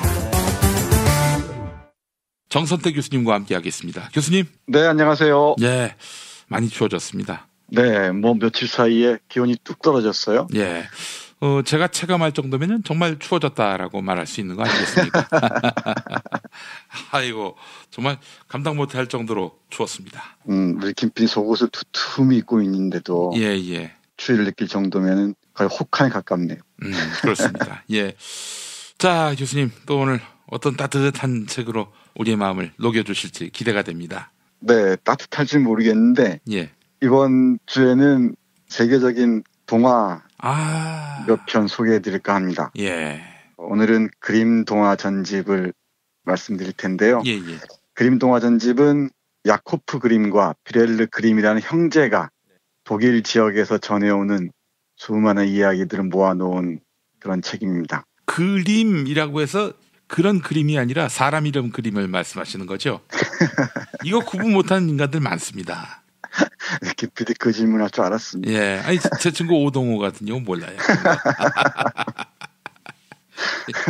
영어 알파벳으로 GRIMM이라고 쓰는 그림입니다. 예. 야코프 그림이 형이고요. 예. 비렐름 그림이 동생인데 18세기 말에서 19세기에 걸쳐서 살았습니다. 두 사람은 독일의 아주 유명한 언어학자이면서 문헌학자이기도 합니다. 예. 역사적으로 언어가 어떻게 변천했는지를 연구하는 학자였던 거죠. 예. 독일 낭만주의 사상에 아주 깊은 영향을 준 사람으로 이름이 높고요. 독일어의 그 근간을 살피는데 빠뜨릴 수 없는 학자로도 손꼽힙니다. 이 그림 동화 전집은 이솝 이야기 그리고 안데르센 동화와 함께 뭐 3대 동화집이라고들 하죠. 근데 제가 이 책을 고른 이유는 우리들 대부분은 아이들용, 그러니까 어린이용 동화 몇 편을 보는 걸로 그치는 경우가 많잖아요. 예. 그런데 그림 동화 전집을 보면은 뭐 다른 작품도 그렇지만은 이 전집을 보는 게 훨씬 좋을 겁니다. 아하. 제가 오늘 들고 있는 책은 1000페이지가 넘는 동서문화사 버전인데요. 248편의 동화가 실려 있습니다. 뭐 잘 아실 텐데 헨젤과 그레텔 얘기 들어보셨죠? 예. 라푼젤 또 그림이 쓴 거죠. 백설공주 그리고 개구리 왕자, 백조 왕자도 있네요. 예. 그리고 빨간 모자라는 걸작도 있습니다. 그리고 프랑스의 동화 작가 샤를 페로가 쓴 것과 함께 그림 형제가 모아놓은 이 신데렐라도 아주 유명합니다. 예. 신데렐라는 여러 버전들이 있는데 이 그림 형제 버전도 그 중에 하나로 꼽힙니다. 아, 그래요. 이렇게 다양한 작품을 만들었어요. 그림이. 그림이 만들었어요. 예. 그림이 그렸어요. 네. 근데 이 그림 동화 전집에 실린 작품들은 뭐 직접 창작했다기보다는 독일 지역에서 전해져 오는 인간 전승 이야기들을 모아놓은 것들이 대부분이라고도 하죠. 근데 이 동화들은 우리가 익히 알다시피 뭐 어린이들을 교육용 또는 정서를 함양하는 데 도움이 되는 그런 작품일 뿐만 아니라 조금 전문적으로 말씀드리면은 인간 정신의 원형적 체험을 그려낸 그런 작품이라고들 얘기를 많이 합니다. 흔히 진실은 간결하다고 하죠. 예. 짤막한 글 속에서 인간 삶의 진실들을 아주 빛나게 보여줍니다. 그래서 심층 심리학의 중요한 그 연구 자료가 되기도 하고요. 그래서 어른을 위한 그림 동화 읽기 이런 뭐 좋은 책들도 나와 있습니다. 예. 그리고 또 하나는 어린이용이니까 잔잔하고 상당히 아름답고 그럴 줄로만 아는데 잔혹한 동화들도 많습니다.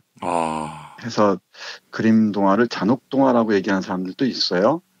예를 들면은 헨젤과 그레텔에서 아이를 잡아먹는다거나 또는 뭐 마녀가 누구를 뭐 집어삼킨다거나 등등 어찌 보면 비교육적인 얘기들도 많이 있는데 그거야말로 인간의 어떤 포악성, 잔혹성 등등을 거꾸로 드러내기 위한 하나의 방법이라고 할 수 있겠죠. 예.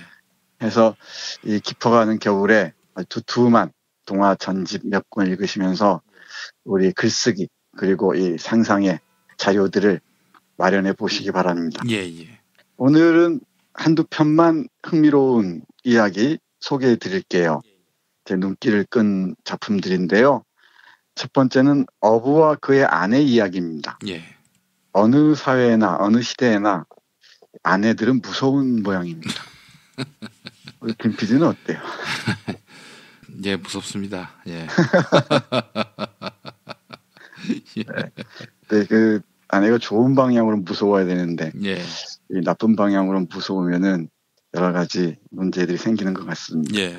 이 어부와 그의 아내의 이야기는 인간의 탐욕의 끝은 어디인가 대단히 교훈적으로 알려주는데 이 교훈이라고 해버리면 너무 간단하고요. 우리 인간 심리 저 깊은 곳에 깃들여 있는 욕망의 끝에 대한 뭐 탐구 이 정도로 봐도 좋을 것 같습니다. 뭐 이야기는 이렇게 시작합니다. 옛날 어느 곳에 어부와 그의 아내가 있었습니다. 이런 식이죠. 뭐 어부니까 남편은 고기잡이를 했겠죠. 그 아내는 집을 지키고 있었고요. 근데 어느 날 이 어부가 가자미를 한 마리 잡습니다. 그런데 이 가자미가 자신은 요술에 걸린 왕자라면서 살려달라고 해요. 그걸 가만히 바라보다가 어부가 딱 하니까 살려줬겠죠. 가자미는 별로 먹잘 것도 없으니까 살려줍니다. 빈손으로 집으로 돌아와요. 이 무서운 아내가 가만히 있지 않겠죠. 마구 다그칩니다. 가자미를 잡았다가 다시 놓아줬으면은 생명을 살려준 게 아니냐. 그러면은 그 가자미가 은혜를 갚을 것이다. 그러니까 가자미한테 가서 우리의 소원을 말해라. 이렇게 얘기를 해요.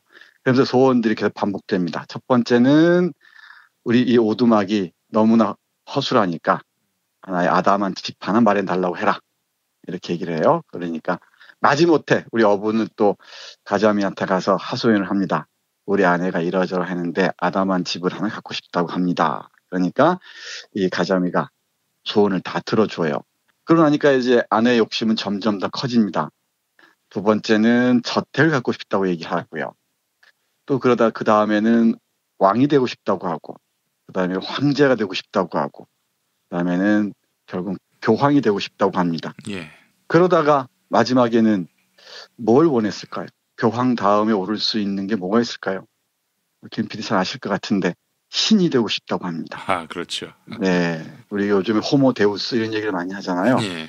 인간이 신이 되어서 이 세상을 지배하려고 하는 야욕의 끝까지 와 있는 것 같습니다. 그 아들 이름도 하나님으로 정했지 않습니까? 네, 뜬금없는 얘기 같은데 정말 심각하죠. 예. 그 하나님과 교회와 목사가 하나라는 신삼위일체론인가요? 그런 게? 예. 교회에서 가능해요? 그런 얘기들이? 목사하기 나름이죠, 뭐. 목사하기 나름입니까? 예, 예. 그런 목사들이 있는가 하면은 정말 서번트라는 말이 빛날 정도로 결국 예수가 그 서번트의 옷을 입고 온 거 아니겠습니까? 그 예수를 닮아서 종의 모습을 취하는 그런 목사들도 있는가 하면은 뭐 그냥 부목사들을 쫙 도열해 놓고 뭐 마치 그 조폭처럼 거들먹거리는 그런 목사들도 있습니다. 누구라고 얘기는 안 하겠습니다만은 아들 이름을 하나라고 지은 어떤 목사입니다. 이름 참 잘 지은 것 같아요. 하나님. 예. 그러다가 이제 자신이 하나님과 또 예수님과 동급이라고 얘기하고 그런 사람들도 없지 않죠. 예. 네, 아무튼 그 신이 되고 싶다고 하니까 무서운 아내의 말을 거부하지 못하고 또 가자미를 찾아가요. 예. 해서 가자미야 하면서 부탁을 들어달라고 합니다. 어찌 됐을까요? 마지막 구절이 이렇게 끝납니다. 예. 가자미가 나타나서 물었습니다. 그분은 뭘 바라시나요? 그러니까 이 어부가 대답을 해요. 그 사람은 신처럼 되고 싶어 한답니다. 그러니까 가자미가 또 대답합니다. 집으로 가보세요. 그분은 다시 옛날 그 오두막집 안에 앉아 있을 겁니다. 그래, 두 사람은 다시 예전의 그 오두막집에 살게 되었습니다. 이렇게 얘기하는데 예. 뒤가 조금 여운이 있습니다. 처음에 오두막집에서 아웅다웅하고 사는 게 그게 정말 신이 내려준 삶의 조촐한 풍경이라고 얘기할 수도 있을 것 같고요. 또는 이 저택과 궁전을 지나서 교황까지 거쳤던 아내에 대한 응징이라고 얘기할 수도 있겠죠. 예. 제가 이 동화를 읽으면서 인간의 탐욕의 근원과 깊이에 대해서 생각하게 되고요. 이렇게 짤막하지만 그냥 교훈적일 수 있지만은 사실은 우리 인간 내면의 비밀들을 이렇게 보여주는 것 같습니다. 예. 흔히들 현실의 삶에 충족하고 만족하고 살라라는 걸 말로는 들으면서도 실천하기는 참 어렵죠. 예. 조금만 어떤 계기가 주어지면은 사다리를 타고 바쁘게 올라가는 사람들, 그게 사다리에서 금방 추락할지 알면서도 그런 경우가 종종 있죠. 예. 한 편 더 소개해드리겠습니다. 브레멘 음악대라고 많이 들어보셨죠? 예. 브레멘 음악대는 산속에서 이 버림받은 동물들이 하나의 악대를 만든다는 얘기처럼 들리는데 여기서 이 원형을 보면 좀 다른 것 같습니다. 예.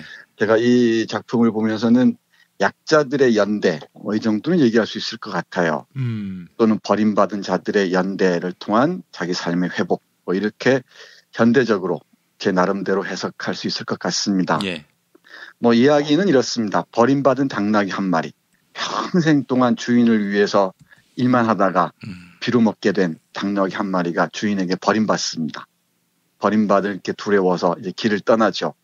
그러다가 또 평생 그 사냥을 하면서 주인에게 충성했던 늙은 개 한 마리가 숨을 헐떡이고 있습니다. 그리고 또 길을 가다 보니까 다 늙은 고양이 한 마리가 아주 우울한 얼굴로 뒹굴고 있습니다.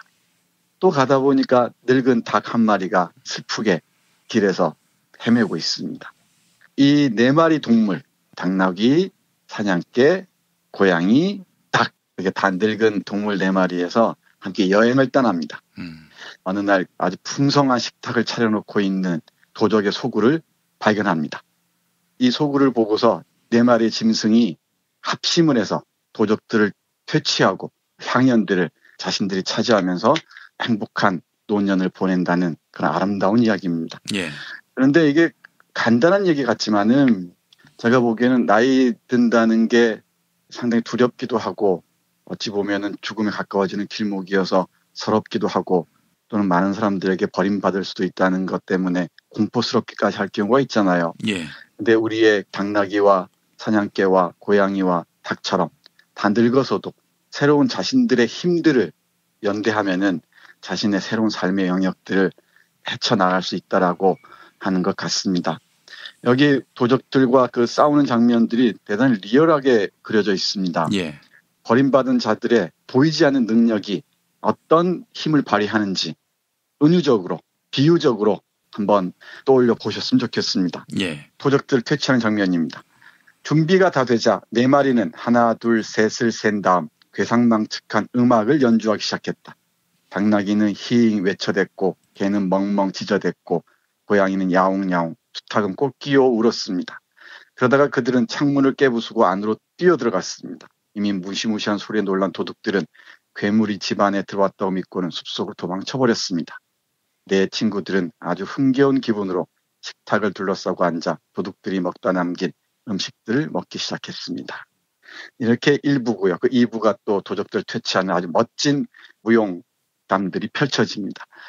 그러니까 어린아이들에게 들려주기에도 흥미롭고 재미있는 이야기지만은 현실적으로 어쩜 사회에 소외당한 자들이 새로운 힘을 결집함으로써 자신의 삶들을 개척해 나갈 수 있다는 비유로 읽어주셨으면 좋겠습니다. 어떤 관점에서 보느냐에 따라서 수많은 우리의 해석들이 가능하죠. 그리고 그걸 우리 현재 문맥에서 다시 펼쳐놓으면은 새로운 의미들로 우리에게 와 닿을 줄로 압니다. 그게 이런 고전들이 갖는 힘이고 우리가 고전을 읽으면서 과거를 살펴보고 현재를 성찰함으로써 미래를 설계할 수 있겠죠. 예. 이것 말고도 그 세 가지 말이나 천국에 간 가난한 농부 등 흥미진진한 얘기들이 정말 진수성찬처럼 펼쳐집니다. 예. 마지막으로 짤막한 동화 하나 읽어드리겠습니다. 천국에 간 가난한 농부입니다. 3단락밖에 안 되는 짤막한 작품인데요. 아주 흥미진진할 뿐만 아니고 우리에게 던지는 메시지가 만만치가 않습니다. 한번 읽어보겠습니다. 옛날 어느 곳에 가난하지만 신앙심이 깊은 농부가 죽어서 천국의 문 앞까지 왔습니다. 같은 시간에 아주 부유한 남자도 천국의 문 앞까지 왔습니다. 그때 열쇠를 가지고 있는 성 베드로가 나타나서 문을 열고 부자를 들여보내 주었습니다. 베드로는 농부를 보지 못했는지 문을 닫아버렸습니다. 부자는 환영을 받고 있는 모양이어서 음악을 연주하고 노래를 부르는 소리가 문 밖에 있는 농부의 귀에 들렸습니다.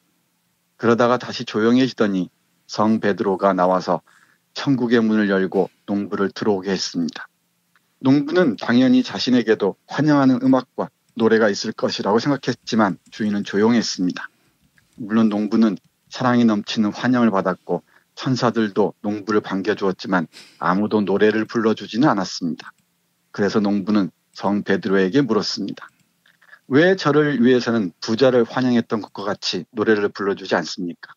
천국에서도 지성과 마찬가지로 차별이 있는 모양이죠? 그러자 성 베드로는 이렇게 대답했습니다. 천만에요. 당신도 다른 사람과 마찬가지로 소중한 사람입니다. 저 부자와 똑같이 천국의 모든 기쁨을 누릴 권리가 있습니다. 하지만 천국에는 당신처럼 가난한 사람은 매일 오지만 아까운 사람 같은 부자는 100년에 겨우 한 사람밖에 오지 않는답니다. 아, 명답이네, 명답. 네. 정서에 나오는 유명한 얘기 있죠. 부자가 천국으로 가는 길은 낙타가 바늘구멍을 통과하는 만큼 어렵다 얘기하는데 그걸 이렇게 짤막한 동화로 깊은 울림과 함께 우리에게 전해주네요. 사람들이 모두 천국을 바라면서 앞에서 우리 어부와 아내의 얘기처럼 그 탐욕의 그물망에서 헤어나지 못하는지 참 알다가도 모를 일을 합니다. 그걸 넘어서서 다른 사람들의 재난을 하나의 돈벌이의 계기로 생각하는 사람들 보면은 참 난감하게 이를 데가 없죠. 그래서 그런 사람들에게 이 천국에 간 가난한 농부의 이야기 꼭 들려드리고 싶습니다. 네. 아울러서 이 그림 동화에 있는 수많은 이야기들은 다시 쓰기나 패러디를 통해서 다른 다양한 장르의 예술들로 다시 변주되거나 재탄생하기도 합니다. 네. 그런 그 원형들을 여러분들이 하나하나 발굴하신다고 생각하면서 그림동화 전집을 읽으시면은 이 겨울이 그렇게 춥지만은 않을 것이라고 생각합니다. 아이고, 기독교 교세가 강하던 서양 사회의 어떤 분위기가 물씬 풍기는 그런 작품이었던 것 같습니다. 네, 맞습니다. 종교색이 참 넘치는 작품들. 그런 작품들 시대에는 기독교가 그런대로 존경을 받았던 거 아니겠습니까? 네, 그랬던 모양이죠. 그리고 그게 기독교적 그 사랑이 민중들의 그 내면 또는 무의식 속에 깊이 잠들어 있었고, 그게 또 이런 다양한 이야기로 재현됐던 것 같습니다. 그리고 이 민중들 사이에서 전해지는, 입에서 입으로 전해지는 이야기들을 가지런히 정리해서 우리에게 펼쳐 보여준 그림 형제의 그 능력도 능력이지만, 과거의 이야기를 통해서 미래를 내다보는 통찰력도 만만치가 않은 것 같습니다. 예, 알겠습니다. 오늘 그림 동화 전집 다 읽은 것 같습니다. 네. 한번 꼭 읽어보십시오. 그리고 그림 동화 전집 어디든 펼쳐서 한 편씩 심심하실 때 읽어보면은 정말 어떤 상상력의 물꼬가 터지는 그런 느낌을 갖게 될 겁니다. 예, 알겠습니다. 자, 교수님 오늘도 말씀 잘 들었습니다. 네, 고맙습니다.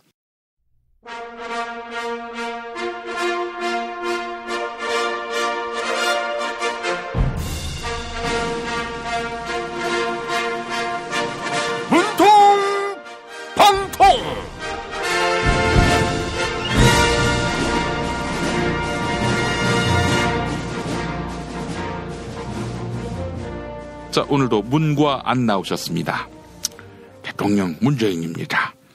세월호 미수습자 가족들이 목포 신앙을 떠나서 장례 절차에 들어갔습니다. 근데 안 대표님, 서울 아산병원에 마련된 빈소에 왜 조화를 안 보내셨습니까? 홍 대표님도 심지어 국민의당 황주홍 의원도 조화를 보냈지 않습니까? 제가 좀 바쁩니다. 김장 돕기 행사 때문에 배추밭에서 배추도 뽑고 마라톤 대회에도 참가했습니다. 그래서 어제 저녁 늦게 빈소를 찾았습니다. 혹시 사람들이 조화를 안 보냈다 이렇게 비판하니까 뒤늦게 찾아간 거 아닙니까? 지난 4월 목포 신앙에서 세월호 유가족들에게 외면 받으셨죠? 혹시 삐져서 조화도 안 보낸 거 아닙니까? 삐져서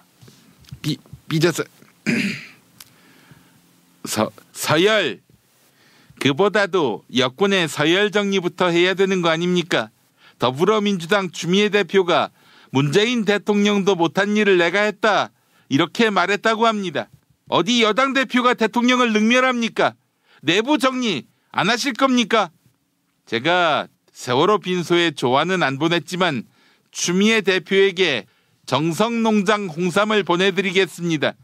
충남 금산의 인삼밭에서 아버지와 아들이 재배부터 가공까지 정말 자기 이름 걸고 책임지고 있습니다.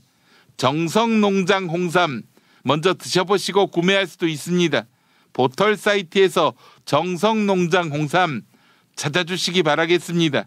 자, 대통령님이 삐져서라고 하셨고 안 대표님이 서열로 받았습니다. 자, 대통령님이 열로 시작하는 단어 이어가 주시죠. 서열, 열차. 안 대표님, 추미애 대표는 역대 당대표들이 임기가 짧아서 문재인 대통령도 당대표 시절에는 미국에 못 다녀왔다 이렇게 이야기한 겁니다. 그런 말 가지고 꼬투리를 잡습니까?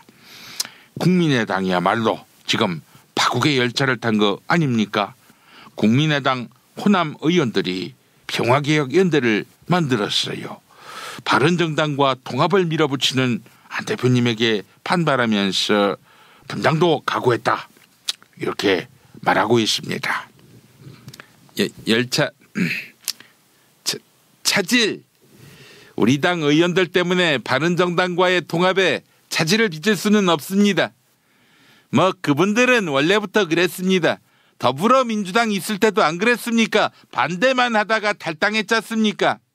만약 호남 의원들이 탈당한다면 추후에 그분들과 통합하면 됩니다. 언제 그분들이 의리와 명분으로 탈당했습니까? 정신 차려요, 안 대표. 자질이라고 했어요. 질병. 안 대표는 대통령병이라는 질병에 감염됐어요. 달력을 보면 12월 20일에 대통령 선거일이라고 빨갛게 돼 있다고. 진짜 그날에 대선이 있는 걸로 착각하면 곤란하죠. 아이고, 홍 대표님 나오셨습니다. 그렇게 바른 말씀하시면은 안 대표님이 별로 안 좋아하실 텐데. 자, 안 대표님이 그래서 자유한국당과는 통합 안 한다, 이렇게 선을 그은 거 아니겠습니까? 질병이라고 했습니까? 병풍. 자유한국당은 곧 병풍 뒤에서 향냄새나 맡게 될 것입니다. 자유한국당 최경환이 국정원 특수활동비 1억 원을 받은 게 사실이라면 동대구역에서 할복 자살하겠다, 이렇게 말했습니다. 홍 대표님도 대법원 판결을 기다리고 있지요. 자유한국당이 정치적 시체로 변하면 제가 관용을 베풀어서 살아남은 의원들 입당시켜드리겠습니다. 평풍이라고 했어요. 풍자. 나는 대법원을 믿어요. 걱정 없어요. 그리고 국민의당 박지원 전 대표가 이래 풍자했어요. 골목 슈퍼 둘을 합한다고 대형마트가 되는가, 이래 말이에요. 대표적인 요물정치인 박지원 전 대표 말을 새겨들으세요. 그분은 내보다 한 수 위인 요물입니다. 이 씹새끼야, 무슨 요물이야, 오물이겠지. 그동안 반문재인이어서 협조할까 했는데 자유한국당 망해라. 동네 스포하기 정말 힘들죠. 자, 오늘도 애청자 여러분이 안 대표님을 대신해서 끝말잇기 이어가 주시기 바랍니다. 팟빵 게시판에 풍자의 자로 시작하는 단어 이메일 줘서 사연 남겨주십시오. 제가 하면 안 되겠습니까? 자지. 당첨자께 천연 재료로만 만드는 피어를 따다 구운 과자 롤카스테라 선물해 드리겠습니다. 문통방통 마칩니다. 엄마, 이따가 독서실 갔다 올게. 현미 쌀국수 해줘. 여보, 우리 남도 여행 갔을 때 먹었던 나주곰탕 생각난다. 알았어. 내가 남도 먹거리 쇼핑몰에서 한 방에 해결하지. 남도 먹거리 쇼핑몰의 국민건강 프로젝트. 전통 방식 그대로 100% 한우 나주곰탕과 현미 쌀국수로 가족의 건강을 책임집니다. 남도 먹거리의 특판 4종 세트를 만나보세요. 다음 포털에서 남도 먹거리를 검색하시거나 주문 전화 1544-1669 1544-1669로 전화주세요.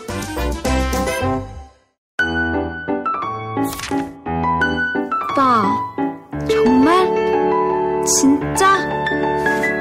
드디어? 벤지 천지개벽 업데이트. 월드 서버 오픈. 27개 반지의 주인이여, 최강 대 최강. 하늘이 열린다. 천지개벽 벤지. 지금 다운로드.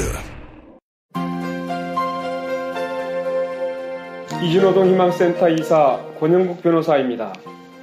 이준호동 희망센터는 동남아시아 저개발 국가의 이주노동자들과 함께하고 있습니다. 시골 오지 마을에 학교를 만들고 마을 주민들이 공동체를 이루어 운영하도록 돕습니다. 포털 검색창이나 페이스북에서 이주노동 희망센터를 검색하시어 후원회원이 되어주세요. 노동 존중 생산과 소비를 통한 사회연대를 추구하는 문자당이 함께합니다. 답은 이미 정해져 있으니 너는 대답만 해라고 하는 답정너. 아닌데. 답은 정치인데 너만 몰라. 이건데.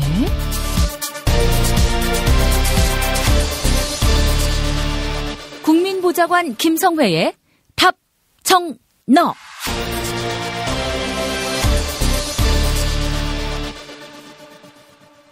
더불어민주당 손혜원 의원실 김성회 보좌관 만나겠습니다. 김 보좌관님. 네, 안녕하세요. 많이 추워졌습니다. 예, 날씨 갑자기 추워져서요. 옷이 갑자기 두꺼워졌습니다. 여의도 국회에는 지하 주차장이 없어서 밖에다 차를 세우고 본청으로 들어가거나 국회의원회관으로 들어갈 때는 매우 추울 것 같아요. 국회의원회관은 지하 주차장이 있어서 이제 지하 주차장을 사용을 하고요. 본청에서 근무하시는 경우에는 바깥에 대놓고 들어와야 되니까 많이 춥고 그렇습니다. 예. 근데 이제 그 마포 쪽이 강바람이 세갖고요, 영등포가. 예. 겨울이 오면 정말 바람이 매섭죠. 매서운 정도가 아니라 무서운 바람이 있는 네, 국회인데. 네, 좀 그렇습니다. 요즘 예. 그 추위가 남다른 분들이 많이 있을 것 같아요. 예, 지금 집에 있어야 따뜻한데 자꾸 시베리아 벌판 나가겠다는 분들이 여기저기 눈에 띄네요. 그것도 그렇지만 자유한국당 쪽은 이 언제 수사의 광풍이 자기한테 몰아닥치나 또 이런 염려를 하는 사람도 적지 않을 거 아니에요.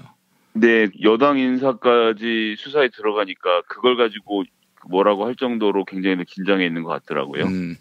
네, 근데 이거 보면 여러 차례 말씀드리지만 보복이라고 하면 그 사람을 노리고 타겟을 삼아서 주변을 이잡듯이 뒤져내서 뭔가를 찾아내는 게 보복이고요. 지금 걸리는 것들은 전부 다 범죄한 걸 들키는 거죠. 예, 범죄를 잡아내라고 저희가 세금 주고 경찰하고 검찰을 다 운영하는 거 아니겠습니까?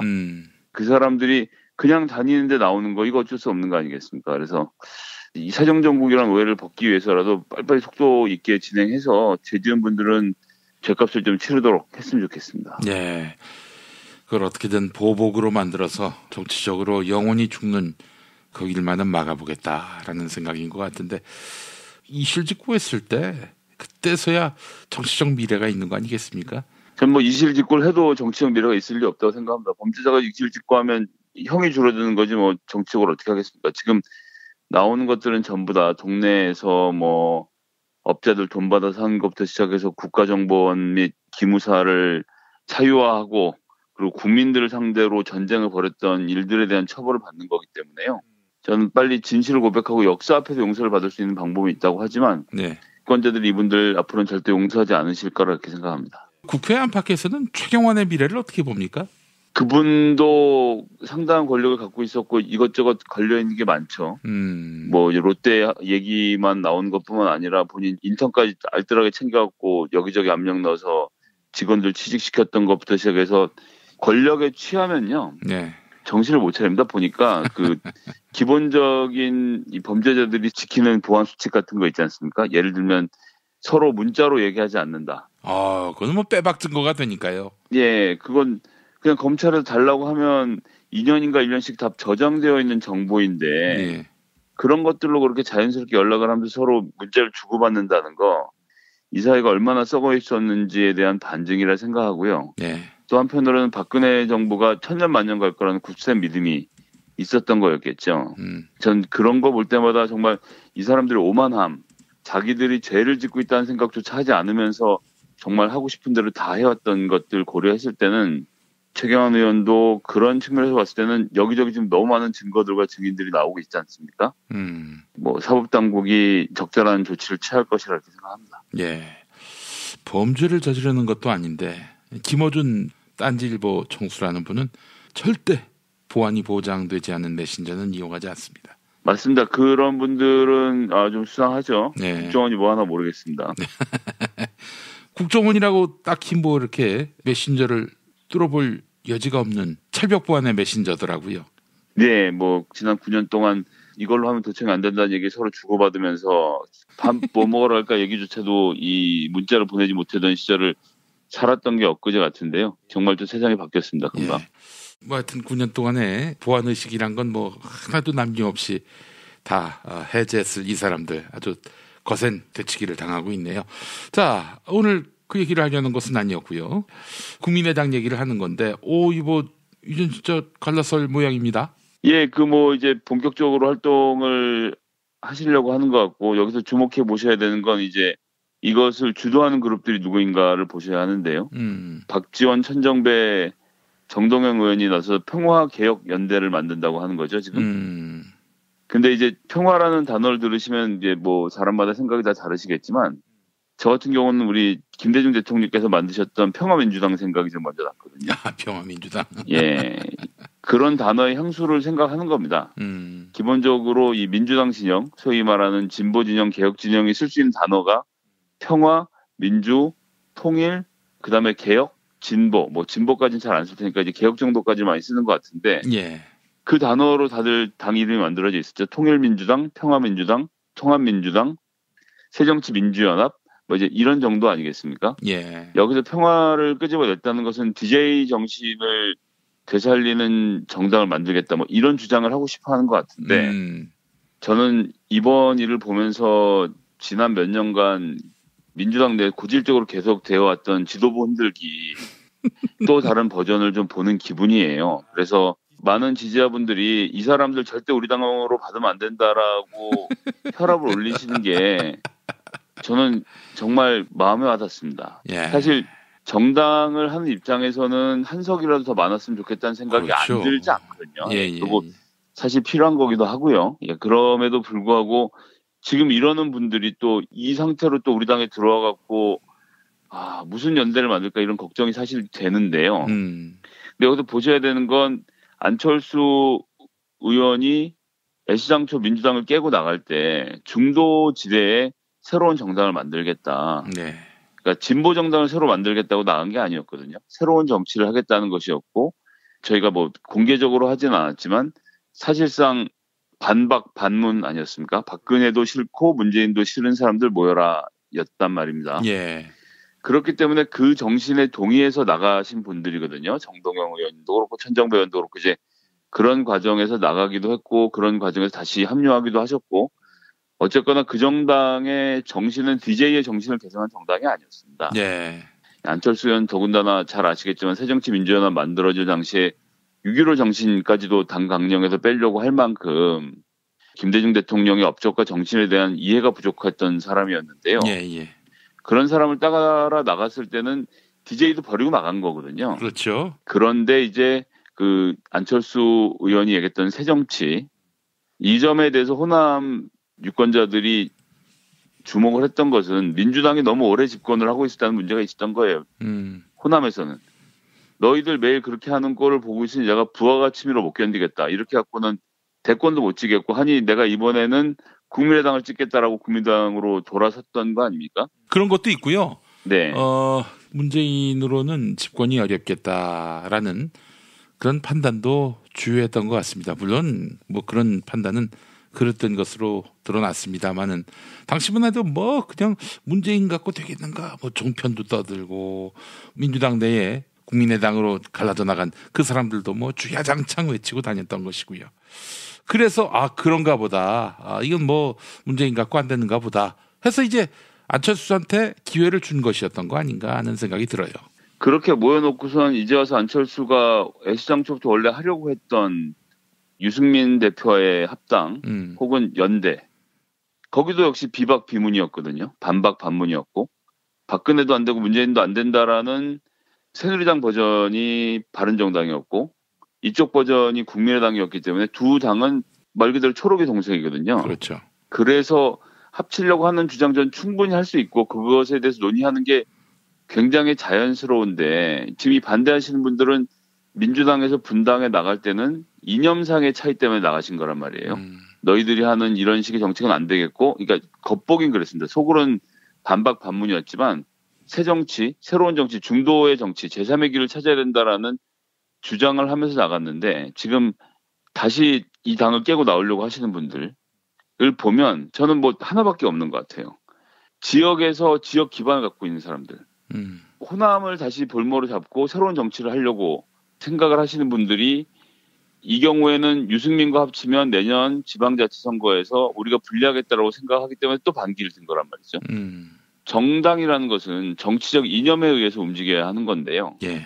이분들은 전형적인 지역적 기반에 의해서 움직이는 분들이고 지역색을 조장하는 분들이라는 생각 이젠 뭐 공개적으로 말씀 안 드릴 방법이 없는 것 같습니다. 그래요. 뭐 안철수 따라서 나갈 때 말이죠. 속으로 많이 웃었습니다. 아니 문재인을 못 견뎌서 안철수 따라 나간다? 과연 안철수에게서 견딜 수 있겠는가? 그런 생각을 속으로 했었는데 그것은 다시 돌이켜서 생각해보면 기억이 나시겠지만 개혁을 하지 않으면 탈당하겠다는 얘기를 집단적으로 했단 말이에요. 이 당이 바뀌어야 된다는 얘기를 했는데 지도부가 혁신해야 된다고 했는데 앞에 이제 가로가 생략되어 있었는데 그 가로에 들어간 내용이 뭐냐 하면 나에게 공천 주는 지도부가 나올 때까지 가로 닫고 혁신은 계속돼야 된다였거든요. 그래서 그 당시에는 말씀하신 대로 이제 문재인 안철수를 놓고 봤을 때 문재인 대표는 절대 공천을 주지 않을 사람이었고 김종인 체제가 들어서면서 호남 지역에 대한 다선 의원들에 대한 대대적 물갈이가 예고되어 있었거든요.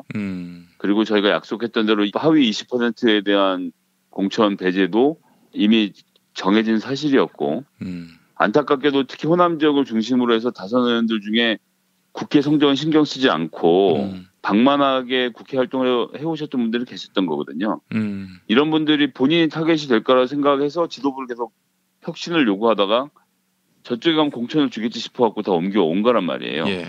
국민의당이라는 것은 사실 돌이켜 생각해보면 그 당시에 호남도 그렇지만 어쨌든 새로운 정치를 하겠다라고 해서 만들어진 정당이고 새로운 정치 어떤 전형을 보여주겠다라는 각오가 있었던 정당인데요. 지금 이제 꽤 시간이 흘렀지 않습니까? 대선도 한번 치르고. 근데 청취자 여러분들 생각해 보시면 국민의당 의원들 중에 새 정치와 관련돼서 생각나는 분이 계신지 정당 개혁 혹은 어떤 정책 전 많지 않은 것 같아요. 여전히 뉴스에는 호남 지역의 기반을 오랫동안 뿌리를 받고 있었던 의원들, 뭐 전북의 정동영, 목포의 박지원 의원 같은 분들, 그다음에 그 광주의 천정배 이런 의원들이 전면에 나서서 자꾸 뉴스를 만들고 뉴스 메이킹을 하고 있고 국민의당이 국회의원이 44명인가 43명인가 그렇지 않습니까? 정확히 명수는 모르겠지만 그렇게 많은 사람들 중에 정치 개혁과 관련돼서 새로운 정치를 보여준 국회의원, 어떤 스타 의원 이런 사람이 있나 정말 제가 안철수 대표 같으면 굉장히 부끄러울 것 같아요. 그런 게 없는 상태에서 다시 호남 지역을 중심으로 이 뭉친 분들이 이념과 상관없이 지역색을 바탕으로 재기를 도모한다? 이것은 정말 호남을 우습게 보는 일이라고 생각합니다. 호남 지역에 본인을 지지하는 그룹들이 있겠죠. 지금 이제 여론조사 지표로 나오는 5%의 호남 국민들이 자기를 지지한다고 해서 그 유권자들을 믿고 그 동네 가면 지역의 지역 조직을 장악하고 있는 사람들이 있거든요. 이런 사람들 만나면 동네가 자기 것 같은 기분일 거예요, 지금. 그래서 이 조직을 가지고 다시 한번 훈리를 도모해 보겠다 생각하시는 것 같은데 이미 21세기입니다. 저희 마포울 지역만 해도 권리당원들 이제 모집을 하고 이제 이번 9월까지 모집되신 분들이 내년 지방선거에서 공천권을 가지시게 되는 분들이거든요. 권리당원들. 직접 투표를 하시게 되죠. 그런데 예전 같으면 지역위원회에서 모아온 권리당원이 전부 다였습니다. 외부에서 우리가 모르는 권리당원이라는 게 사실 잘 없었거든요.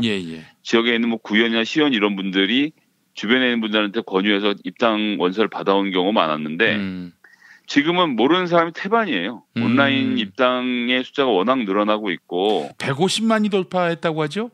네네. 지금 민주당에 입당하시는 분들 지역위원회에서 관리가 불가능한 상태입니다. 이게 전남 전북도 마찬가지인 거거든요.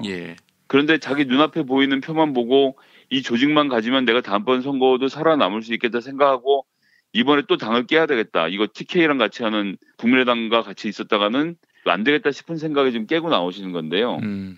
전 이런 사고방식 가지신 분들 이제 정치 그만하셔야 된다고 봅니다. 세상이 바뀌었는데 아직도 바뀐 흐름을 알지 못한 채 자기가 알고 있는 세상 안에서만 지역색을 가지고 정치하시려는 분들은 물러서셔야 된다 생각하고요. 호남 유권자들이 그렇게 호락호락하게 또다시 이런 뭐 평화개혁연대 손 들어주실 가능성 저는 굉장히 낮다고 보고요. 국민의당은 이런 식으로는 정말 원래 목표에 했던 중도 지역에서 민주당도 아니고 새누리당도 아닌 사람들의 마음을 잡기 위해 노력을 하는 것이 우선인데 그런 노력이 없이 또 여기 왔다 저기 갔다 하시는 모습들 정말 보고 있기 좀 안타깝네요. 그러면 김성회 보좌관님, 그분들은 어떻게 하라는 얘기입니까? 그냥 뭐 잠자코 바른정당하고 합당하는 그 흐름에 몸을 던지라는 얘기입니까? 아니요, 뭐 지금 잘하고 계시잖아요. 평화개혁연대 만들어서 하셔야죠, 뭐. 이분들은 다시 돌이켜 보시면 민주당에서 분당해서 나갈 때 명분 없이 나갔고 본인들의 공천이 불확실했기 때문에 나간 분들이었거든요. 예. 그 얘기는 거꾸로 말하면 뭐하냐면 민주당 내에선 경쟁력이 없던 사람들이었습니다. 그러나 지난번 총선에서 호남이 민주당을 심판하겠다라는 민심, 그것에 의해서 한 번 생명이 지연되긴 했지만 전 거기까지가 마지막이 될 거라 생각하고요. 새로운 시대의 새로운 흐름에는 새로운 정치인들이 나올 것이고 그것은 이제 그 전형을, 촛불 민심의 전형을 문재인 대통령의 당선으로 보여준 것 아니겠습니까? 예.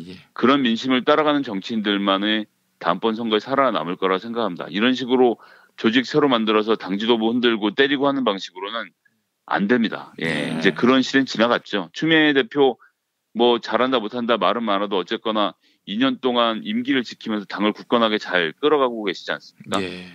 이미 이런 시대가 왔어요. 이런 시대가 왔는데 3개월 단위로 비대위를 만드는 정당에게 누가 미래를 맡기겠습니까? 아, 정말 재벌은 개 못 주는 모양입니다. 정말. 네, 그렇기 때문에 저는 이분들이 정말 개별로 우리 당에 걸어 들어온다고 해서 어떻게 될지 정말 고민이 많습니다. 예. 그 안철수 대표는 문재인 대통령의 고충을 이젠 좀 이해할까요? 그렇지 않을걸요. 왜 내가 하는 걸 얘네들 이해 못하지라고 다른 사람들한테 떠밀기 때문에 일이 안 풀리는 겁니다. 이거 자기 문제인 줄 알았으면 애진적 문제가 해결됐겠죠. 예. 알겠습니다. 자, 김성애 보좌관님 오늘 말씀 잘 들었습니다. 네네, 감사합니다. 김영민 브리핑 2부, 김영민의 뉴스 브리핑 알고 계십니까? 지상파 라디오 서울 SBS 러브 FM 103.5와 부산 KNN 러브 FM 105.7로 매일 오전 6시 20분부터 40분 동안 함께하실 수 있습니다. 새벽에 나온 새 소식, 당일 대한민국을 뒤흔들 핵심 이슈, 김영민의 뉴스 브리핑에서 미리 만나실 수 있습니다. 이제 오늘 날씨 알아보겠습니다. 기상청에 최혜윤 리포터가 나가 계시죠? 네, 안녕하세요. 다수는 누구 겁니까? 제 건 아닙니다. 아, 그렇군요. 뉴스 더하기 뉴스, 김영민의 뉴스 브리핑, 최고의 브리핑 놓치지 마십시오. 탄핵 때문에 뭐 이야기를 전달을 하려고 해도 길을 막고 듣질 않아요. 패족 수준으로 쪼그라든 한국 보수. 회생의 길은 과연 있을까? 변화된 정치 환경, 갈 길 잃은 보수에게 새로운 희망을 제시한다. 애국 보수의 화려한 부활과 집권을 위한 본격 가이드, 김용민의 신간, 보수를 지켜라. 진중권도 투표하는 보수 정당. 광주에서도 일당이 될 수 있는 보수 정당.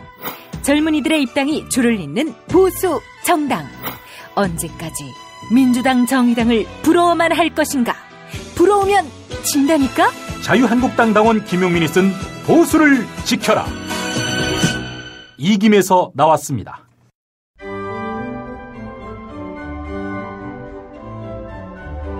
백여 년 전통의 오스트리아 파이프 오르간 제조 명가 리거사가 심혈을 기울여 만든 한신대학교 신학대학원 파이프 오르간. 한신대 신학대학원에서는 2017 파이프 오르간 정기 연주회를 매주 월요일과 금요일 진행합니다.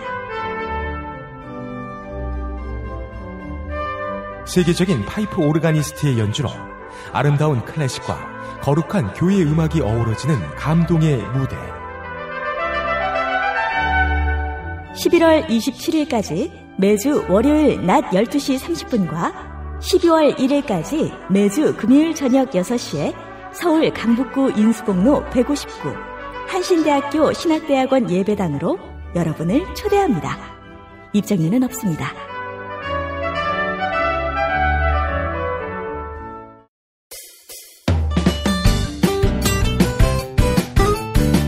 뉴스포렌 매기로 넘어왔습니다. 팔로워 89만이 넘는 김용민 트위터에서는 매일 설문조사가 진행되고 있습니다.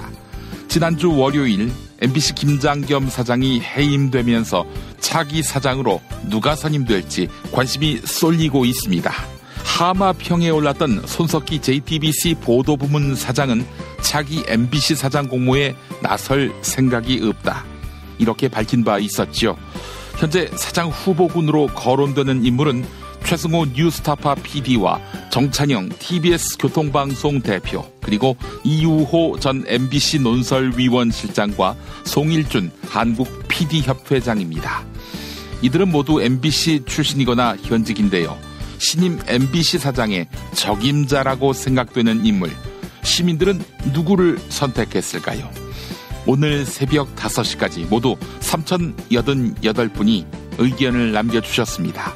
51% 과반의 시민들은 최승호 전 PD수첩 PD를 지목했네요. 다음으로 35%의 시민들은 정찬영 TBS 대표를 선택했습니다. MBC PD인 송일준 한국 PD협회장이 적임자다. 이렇게 응답한 시민은 12%, 이유호 전 MBC 논설위원실장을 지목한 시민들은 2%였습니다. 자, 트위터에 올라온 시민들의 의견 소개하겠습니다.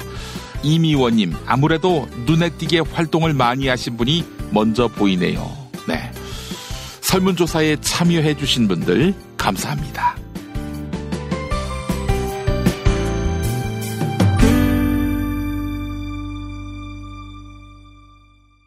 팟캐스트 포털 팟빵의 김용민 브리핑 게시판에 올라온 사연 소개하겠습니다. 린0525님, 최강욱 변호사의 속사포 발언 시원합니다 라고 하셨고, 봉래사님, 촛불 집회에서 단골로 불렸던 진실은 침몰하지 않는다. 이 곡의 작곡가 윤민석 씨가 생계곤란을 이유로 폐업을 선언했네요 라고 하셨습니다. 네, 생계곤란이라면 생계를 가능하게끔 우리가 적극적으로 지지하고 후원했어야 하는 일이 아닌가 하는 생각을 하게 만듭니다. 호랑이 6님, 조선일보의 핵발전소에 대한 오보 어떻게 처벌할 수 없을까요? 국민들이 시장에서 도태시키는 것, 이것이 가장 확실한 응징 아닐까요? 네, 2017년 11월 20일 김용민 브리핑 모두 마치겠습니다. 애청해 주신 여러분 감사합니다.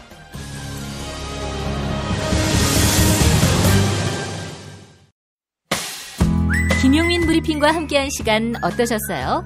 다음 시간에도 보다 바르고 알차며 즐거운 정보로 여러분을 찾아가겠습니다. 팟캐스트 포털 팟빵에서 다운로드하기, 구독하기, 별점 주기, 댓글 달기로 응원해주세요. 잊지 마세요. 다운로드하기, 구독하기, 별점 주기, 댓글 달기.